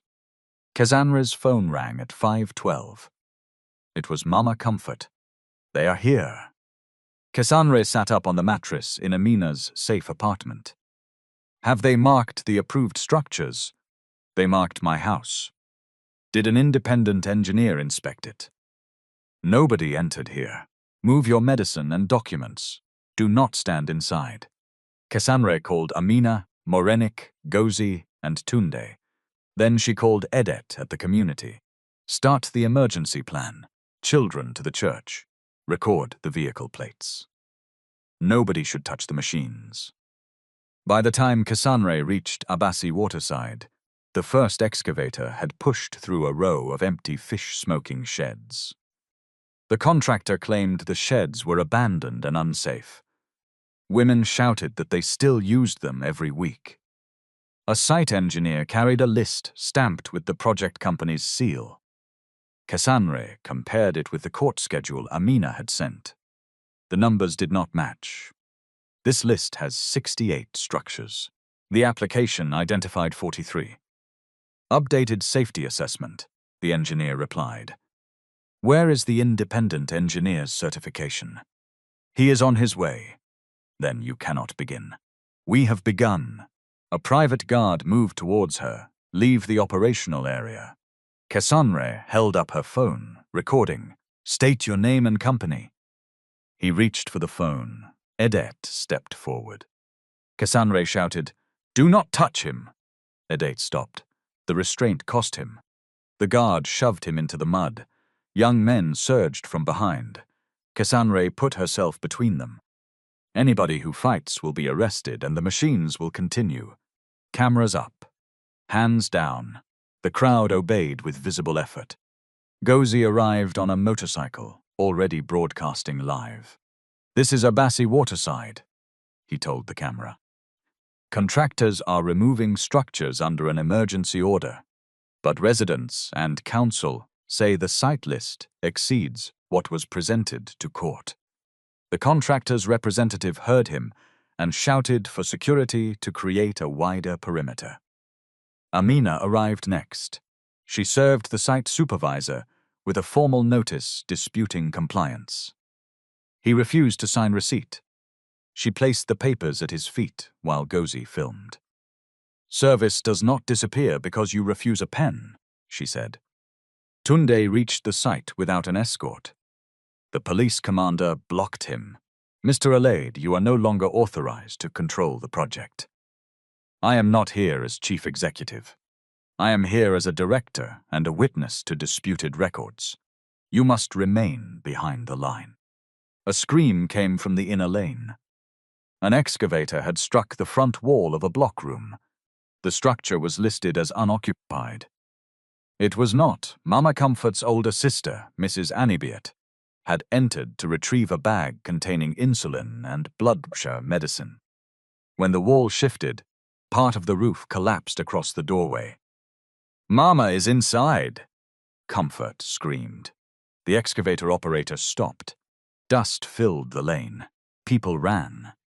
Police tried to hold them back, but panic broke the line. Cassandre reached the building first. The front entrance was blocked by timber and roofing sheets. She could hear coughing from inside. Mrs. Anibiat, a weak voice answered. My leg. Tunde came beside Cassandre. We need to lift this sheet. It may pull the rest down. A mason from the community examined the roof. Support that beam first. Men brought planks. There was no cinematic strength, no single hero lifting a house. They worked together, residents, workers, even 2 police officers, holding weight, clearing blocks, and making a narrow opening. Cassandre crawled through. Dust burned her throat. Mrs. Anibiat lay beside a fallen cupboard, one leg trapped beneath a timber beam. Her medicine bag was clutched against her chest. Leave the bag, Mama. No, they will steal it. Nobody will steal it. You cannot promise. Cassandre took the bag and tied it across her own body. Then she called through the opening. Her leg is trapped. We need a jack. The contractor had one in a service truck. For 30 seconds, nobody moved because the site supervisor had not authorized its use. Tunde seized the supervisor by the front of his reflective jacket. A woman is under that roof. Sir, release me. Bring the jack. The man looked at the cameras. He ordered a worker to get it. They raised the beam enough to pull Mrs. Anibiat free. As Cassandre helped her through the opening, another section of roofing shifted. Tunde pushed Cassandre forward. The sheet struck his shoulder and cut through his shirt. He fell to one knee. Residents dragged all 3 clear. An ambulance was called. Mrs. Anibiat's leg was fractured, but she was conscious. Tunde's shoulder required stitches. Cassandre's palms were scraped raw. Gozi's live stream had captured the entire rescue. including the moment workers hesitated to release safety equipment without permission. More importantly, it captured the site engineer, admitting that the independent assessor had not yet arrived. Amina turned to the police commander. The court conditioned removal on independent certification. There is none. Continuing is contempt. The commander looked at the injured woman, the cameras, and the document in Amina's hand. Then he ordered all machinery stopped. The site supervisor protested. The commander stepped closer. Switch it off. The engines died one by one. The silence was enormous. 20 minutes later, Morenik arrived with an electronic court directive issued after Amina's emergency filing. It suspended all work until an on-site review and ordered preservation of machinery logs, work lists, and communications. The contractor tried to remove the disputed list. Idet filmed a supervisor folding it into his pocket. Police seized the document. The independent engineer arrived after 7. He examined Mama Comfort's house. "It is not in immediate danger," he said. He examined the damaged room where Mrs. Anibiet had been trapped. The damage was caused by impact from the excavator. He reviewed the larger list. "I did not prepare this." "Whose signature is that?" Amina asked. "It resembles mine, but it is not my signature." A forged safety certification had been used after Oladepo's suspension. Investigators traced the document to the project director's office. The director claimed he received it from a consultant. The consultant denied sending it. Phone records showed calls between the director, Oladepo's former assistant, and a contractor executive the night before mobilization. That afternoon, financial crime officers arrested the former assistant and project director for questioning. Oladepo was invited to surrender the following Monday. He did not appear. His lawyers said he was receiving medical treatment. By evening, rumors spread that he had left Lagos. Tunde sat in a private hospital with his shoulder bandaged when Moreniki brought the news. He may be trying to travel. Can investigators stop him? They have requested an alert, but we do not know whether it is active. Kesanre stood by the window. He threatened me in the apartment before the first arrest. Tunde looked at her. What exactly did he say? That people disappear in Lagos every day. Why did you not tell me? I told Amina, it is in my statement. Tunde realized the question sounded like accusation. He corrected himself. I should have asked earlier. Gozi entered with his phone. Oladepo's vehicle was seen near the private aviation terminal. Morenik called the investigators. For the next 40 minutes, nobody in the hospital room spoke much. They watched unconfirmed messages move through social media.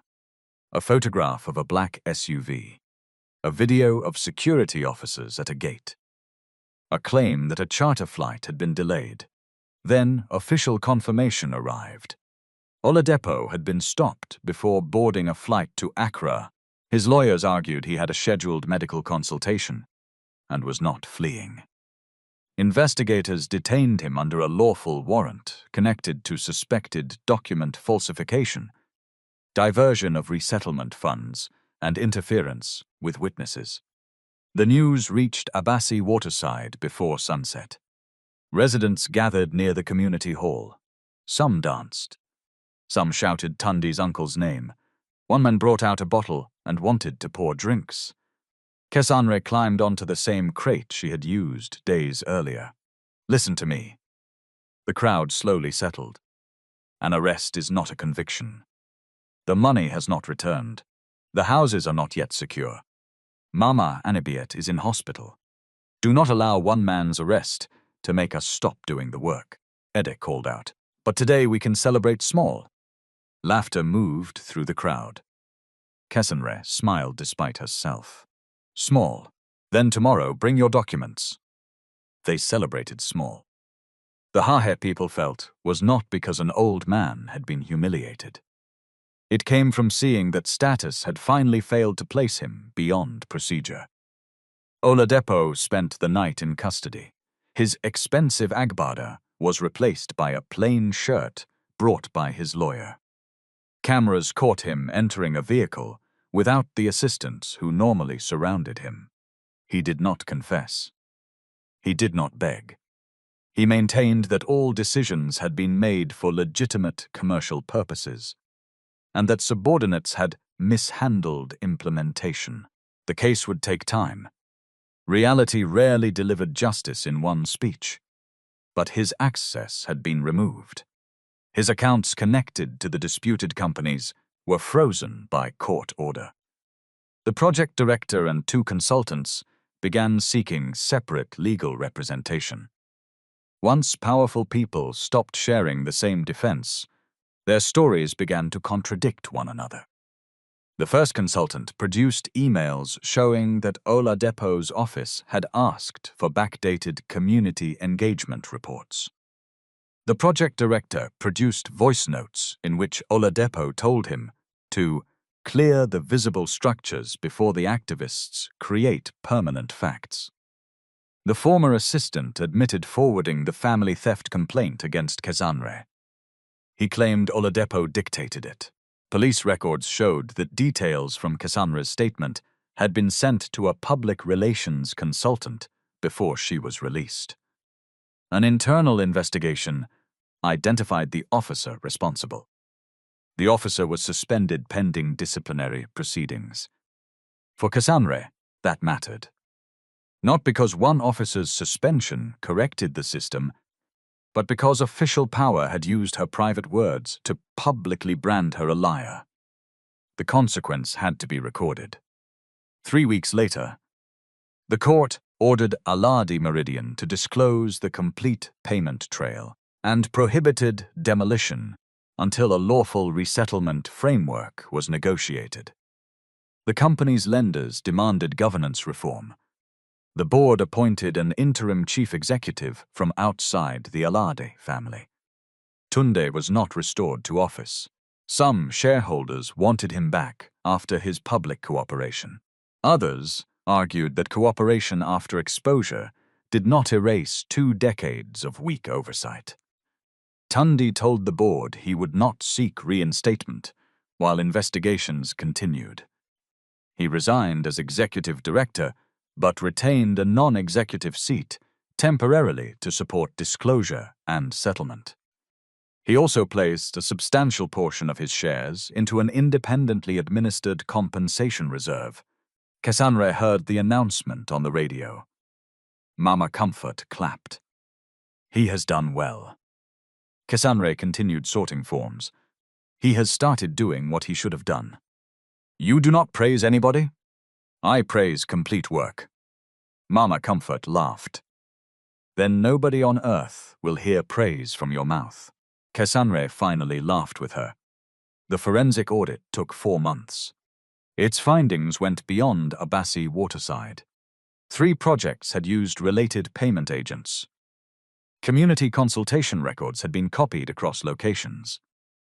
A relocation consultant billed for temporary housing that was never built. Not every discrepancy was theft. Some came from poor record-keeping, shared family accounts, spelling variations, and residents without formal identification.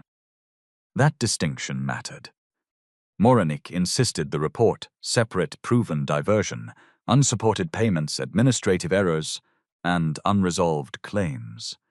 Calling every error corruption may sound powerful, she said, but it makes the accurate allegations easier to attack. Casanre carried that lesson into the community sessions. They corrected their own register when evidence changed. One household that claimed no payment later found that an elderly uncle had collected money without informing the family. Another name thought to be fictitious belonged to a woman whose surname had been entered incorrectly. Truth became stronger, not because it was simple, but because they allowed it to remain complicated. At the criminal hearing, prosecutors presented the recovered binder, bank trails, emails, witness testimony, and the forged engineering certification. Oladipo was granted bail under strict conditions after several weeks in custody. Some residents were furious. They released him because he is rich, Edet said. Amina explained that bail was not acquittal. The question is whether he will appear, interfere with witnesses, or obstruct the case. We can oppose bail with evidence, but detention is not supposed to become punishment before trial. Edet shook his head. If it was me, would they explain all this? Probably not, Amina said. That unfairness is another problem. We do not fix it by demanding unlawful treatment for everybody. Cassandre remembered the wet cell floor. Justice was not making a powerful man suffer every indignity poor people suffered. Justice was removing the indignity from the system. The compensation process began under court supervision. Every claimed household received a case number. Payments could not pass through informal agents without written authority. Documents were explained in English, Yoruba, Pidgin, and local languages used by residents. People who could not read were allowed an independent witness. A public dashboard listed approved payments by case number, not full personal details, so the community could track progress without exposing bank information. A grievance panel included lawyers, surveyors, women traders, youth representatives, and disability advocates. Tunde attended the first meeting. He sat in the back. Nobody placed his name on the program. Cassandre noticed that he did not attempt to speak. For once, he had come only to listen. The negotiations did not save every house. That was one of the hardest truths Cassandre had to explain. An independent environmental study found that part of Abasai waterside sat in a severe flood risk corridor. Several structures had been built across drainage paths. Wastewater contamination had reached dangerous levels in 2 sections.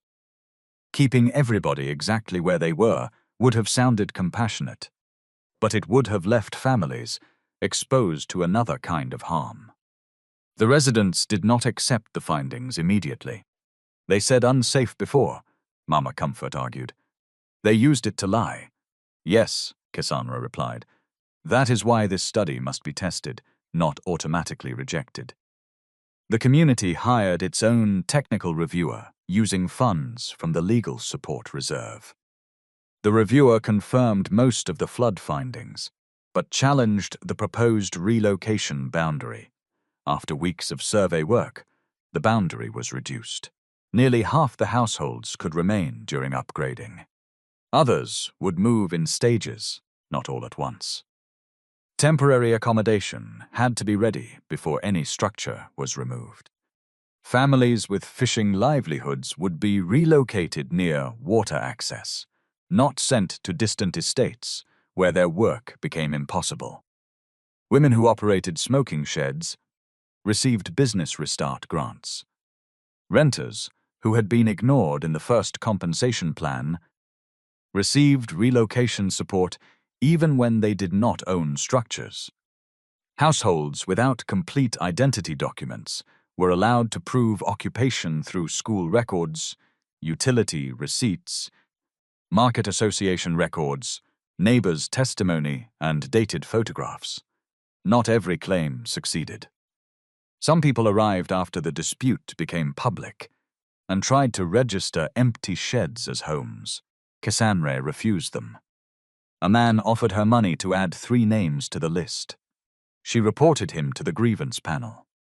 You could have collected it quietly. Edet joked after the man was removed. Cassandre stared at him until he raised both hands. I am joking. That is how corruption becomes normal, she said. Everybody calls the first small thing a joke. Edet nodded. Point taken. The education work grew beyond the case. Amina's organization started weekly sessions in the church hall. How to keep copies of tenancy records. How to verify what a document says before signing. How to record a meeting without provoking violence. How to identify the difference between compensation, relocation assistance, and livelihood restoration. How to complain when a public officer refuses service. How to replace lost identity documents. How to protect children and elderly people during an eviction threat. Kesanri became one of the facilitators. She never presented herself as a lawyer. When she did not know an answer, she said so and referred the question. That honesty built more trust than pretending expertise. Morenaik arranged a paid internship for her with an independent land, rights, and urban planning institute. The first offer came through Alad Meridian's foundation. Kesanre rejected it. The second came through an organization selected by Amina, with no publicity condition and no reporting line to Tunde. She accepted. She also returned to school. Registration was not simple. Her records had to be reconstructed. Fees had accumulated. She had been away long enough that some modules had changed. Tunde offered to pay everything. Kesanre asked that any support pass through a general scholarship program open to other displaced students. "You still do not want to owe me," he said. "I do not want a private favor to become the reason people think I deserved education. You did deserve it. So do others." The scholarship fund eventually supported 12 students from communities affected by the company's past projects. Kesanre was one of them, not the face of the program. The company's public relations team proposed using her photograph in the announcement. She refused. They used a photograph of an empty classroom instead. One afternoon, 6 months after the first demolition attempt, Tunde asked Kesanre to meet him at the old Alad family house in Surulere. She nearly declined. Amina advised her to take someone. Kesanre arrived with Gozi. The house was smaller than she expected. It belonged to Tunde's late mother and had remained mostly unchanged. Family photographs lined the sitting room wall. One showed Tunde and Ibiwari on their wedding day. They were both young. Tunde wore a cream suit that looked too large at the shoulders. Ibiwari was laughing at something outside the frame. Kesanre stood before the photograph. She looked happy. She was. For how long? Tunde considered the question. Longer than I remembered. Shorter than she deserved. He brought out a wooden box. Inside were letters, dozens of them. "I found these in my uncle's private storage after investigators searched the family office." The envelopes bore Ibiwari's handwriting. Some had been opened. Others remained sealed. Dates covered 13 years. Tunde touched the first one. "I have not read all of them. Why? I do not know whether reading them is for her or for me." Kesanre sat opposite him. "She wrote them for you. She also stopped sending them, because nobody answered." He nodded. "I wanted you to see these before they go to the evidence archive." Kesanre picked up one envelope addressed in faded ink. The return address was the room where she and Ibiwari had lived when she was 9. She remembered the table. Ibiwari would wait until Kesanre slept, then right under a rechargeable lamp because electricity had gone again. "What did she say about me?" Tunde asked. Kesanre placed the letter back. "Sometimes she was angry. I expected that. Sometimes she defended you." That surprised him. "She said you were not born cruel. She said power trained you to treat interruption as disrespect." Tunde looked away. "She also said you loved buildings because they stayed where you put them. People did not." A broken laugh escaped him. "That sounds like her. She did not spend every day talking about you. I need you to know that." He looked back. "Why?" "Because grief can make a person imagine he remained the center of someone else's life. She built another life. It was difficult, but it was hers." Tunde absorbed the correction. "Thank you." He then looked at the necklace around Kesanre's neck. "I wanted to ask about that." Kesanre's fingers touched the pendant. "What about it?" "It was made for Ibiwari. I thought perhaps it should remain with the family." Kesanre's expression cooled. Tunde raised a hand. I am not claiming ownership. She gave it to you. I know that. I was asking whether you would consider allowing me to buy it. No. The answer came without anger. Tunde nodded once. I understand. No. I do not think you do. She removed the chain. For the first time since Tunde saw her at the gate, the pendant lay in her open palm. This necklace opened your door. That is useful. But it also proved something ugly. What? If I had come without it, security would have thrown me onto the road and you would have entered your meeting. Tunde said nothing. If I had been only Salome Akanem's daughter, would you have stopped? I cannot answer honestly and say yes. That is why it should not return to a private jewelry box. Kesanre had already made a decision. The new Community Legal and Learning Center at Abassi Waterside was nearly complete. It would carry two names, Salome Akanem and Ibiwari Tamuno. The necklace would be placed there in a secure display with copies of the first land petition, the corrected community map, and a simple history of the case, not as a symbol of Tunde's lost marriage, as evidence of how access to power worked.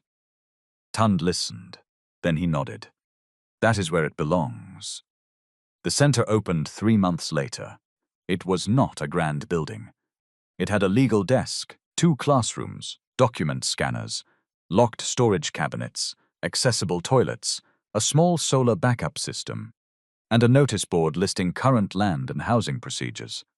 A plaque beside the entrance read, "A home is not only walls and roof. It is safety, memory, livelihood, and the right to be heard."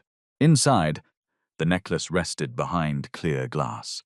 Under it were the words, "This necklace did not prove that one life mattered more. It proved how long powerful people can refuse to listen." People came expecting Tunde to give a speech. He did not. Mama Comfort spoke about losing trust in documents and learning to create records the community could defend. Amina spoke about lawful process. Morenique spoke about governance and why internal legal departments must never become machines for approving what executives already want. Gozi spoke about evidence, verification, and the danger of publishing a story before it can survive challenge. Kesanre spoke last. She wore a simple blue dress and no jewelry. "Many people have called me brave," she began. "I do not always feel brave. That morning at the company gate, I was hungry. I had not slept well. My sandal was broken. When the guard held my arm, I was afraid. The room became quiet. Courage is not the absence of fear. Sometimes it is having one document left and refusing to let somebody tear it." She looked towards the residents. "This center is not here to teach people how to fight every development project. Communities also need roads, drainage, safe housing, schools, and jobs. It is here to teach that development done without people is only removal with expensive language." Tunde sat at the back. Kesanre continued. "Do not sign what you do not understand. Do not hand over your only original. Do not add lies to a true complaint because you think the truth is not dramatic enough.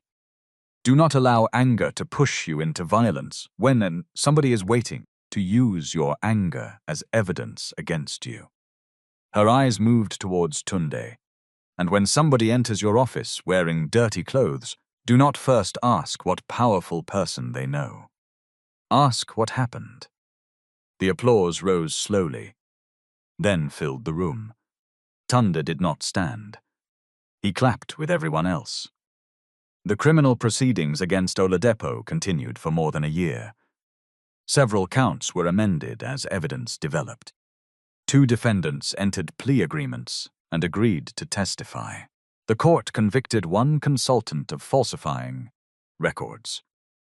The project director pleaded guilty to using a forged safety certificate and obstructing the preservation order.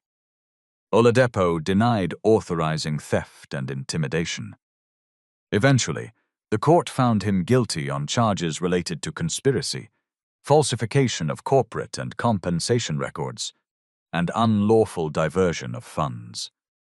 He was acquitted on one witness intimidation count, because the evidence did not establish the required link beyond reasonable doubt. Some people were disappointed by the acquittal. Amina reminded them that justice was not strengthened by pretending weak evidence was strong.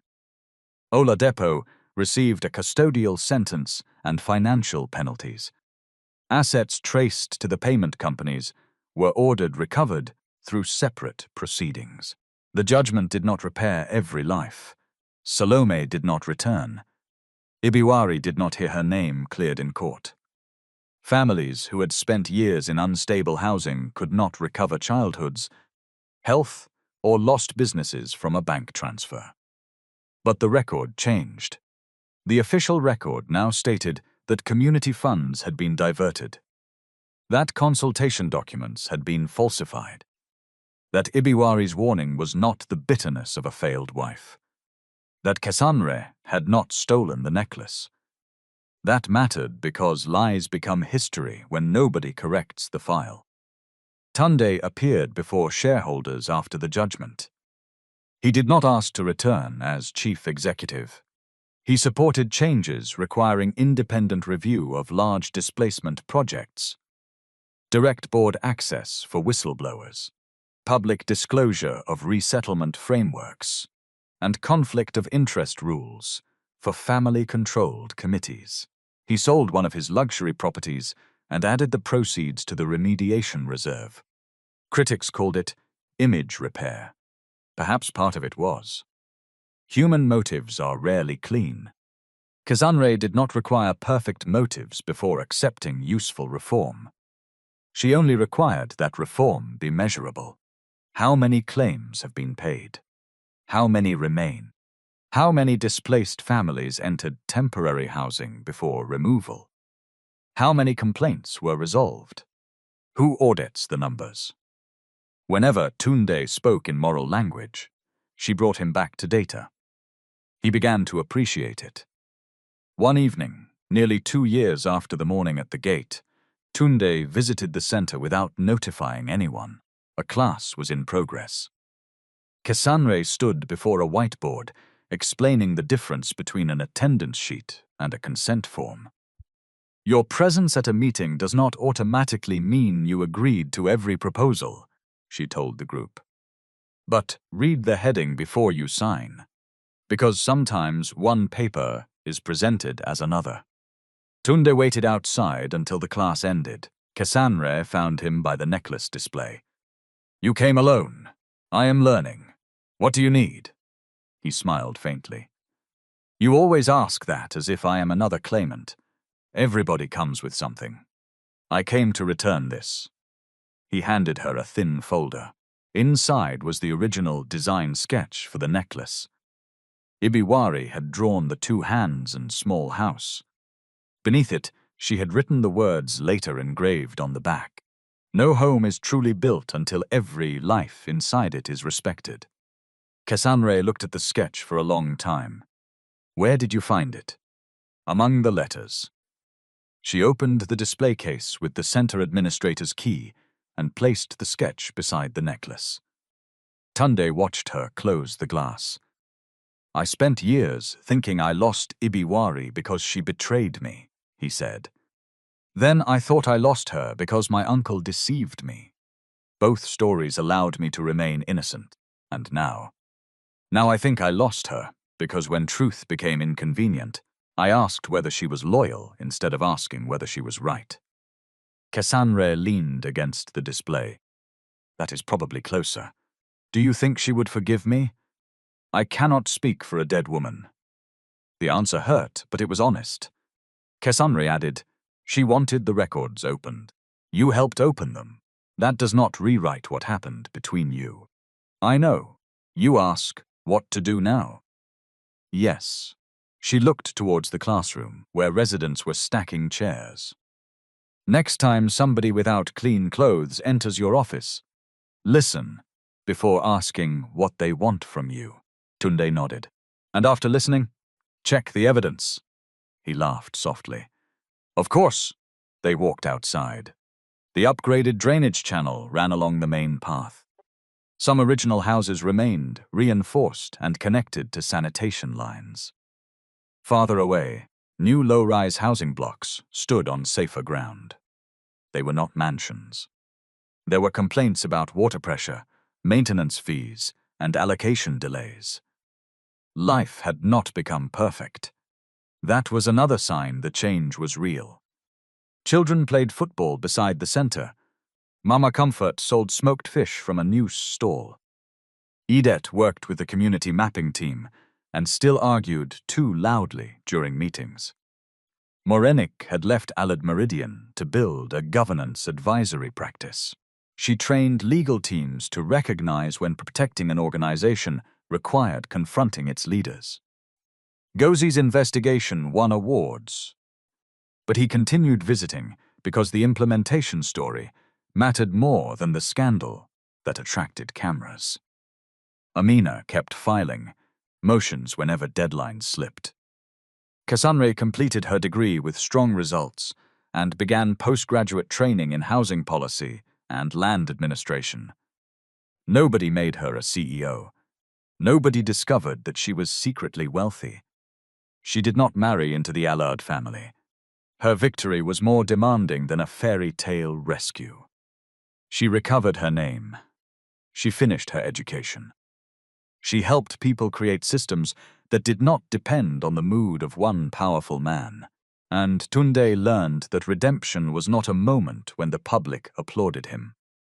It was the discipline of surrendering control, correcting records, paying what was owed, and remaining present after the cameras left. Some people will say Tunde was also a victim because his uncle deceived him. I do not see the story that way. Deception explains part of his failure. It does not erase responsibility. He had authority to ask questions. He had a wife asking him to investigate. He had reports prepared by people with interests in the outcome. He chose the version of events that protected his ambition and his pride. What changed him was not discovering that Cassandre belonged to him. She did not. What changed him was discovering that a person should not need to belong to the powerful before her suffering becomes credible. That is the lesson of the necklace. It was valuable, but its gold was never the most important thing about it. The important thing was what happened before people saw it. A young woman stood at a gate with evidence in her bag. Her clothes were dirty, so people laughed.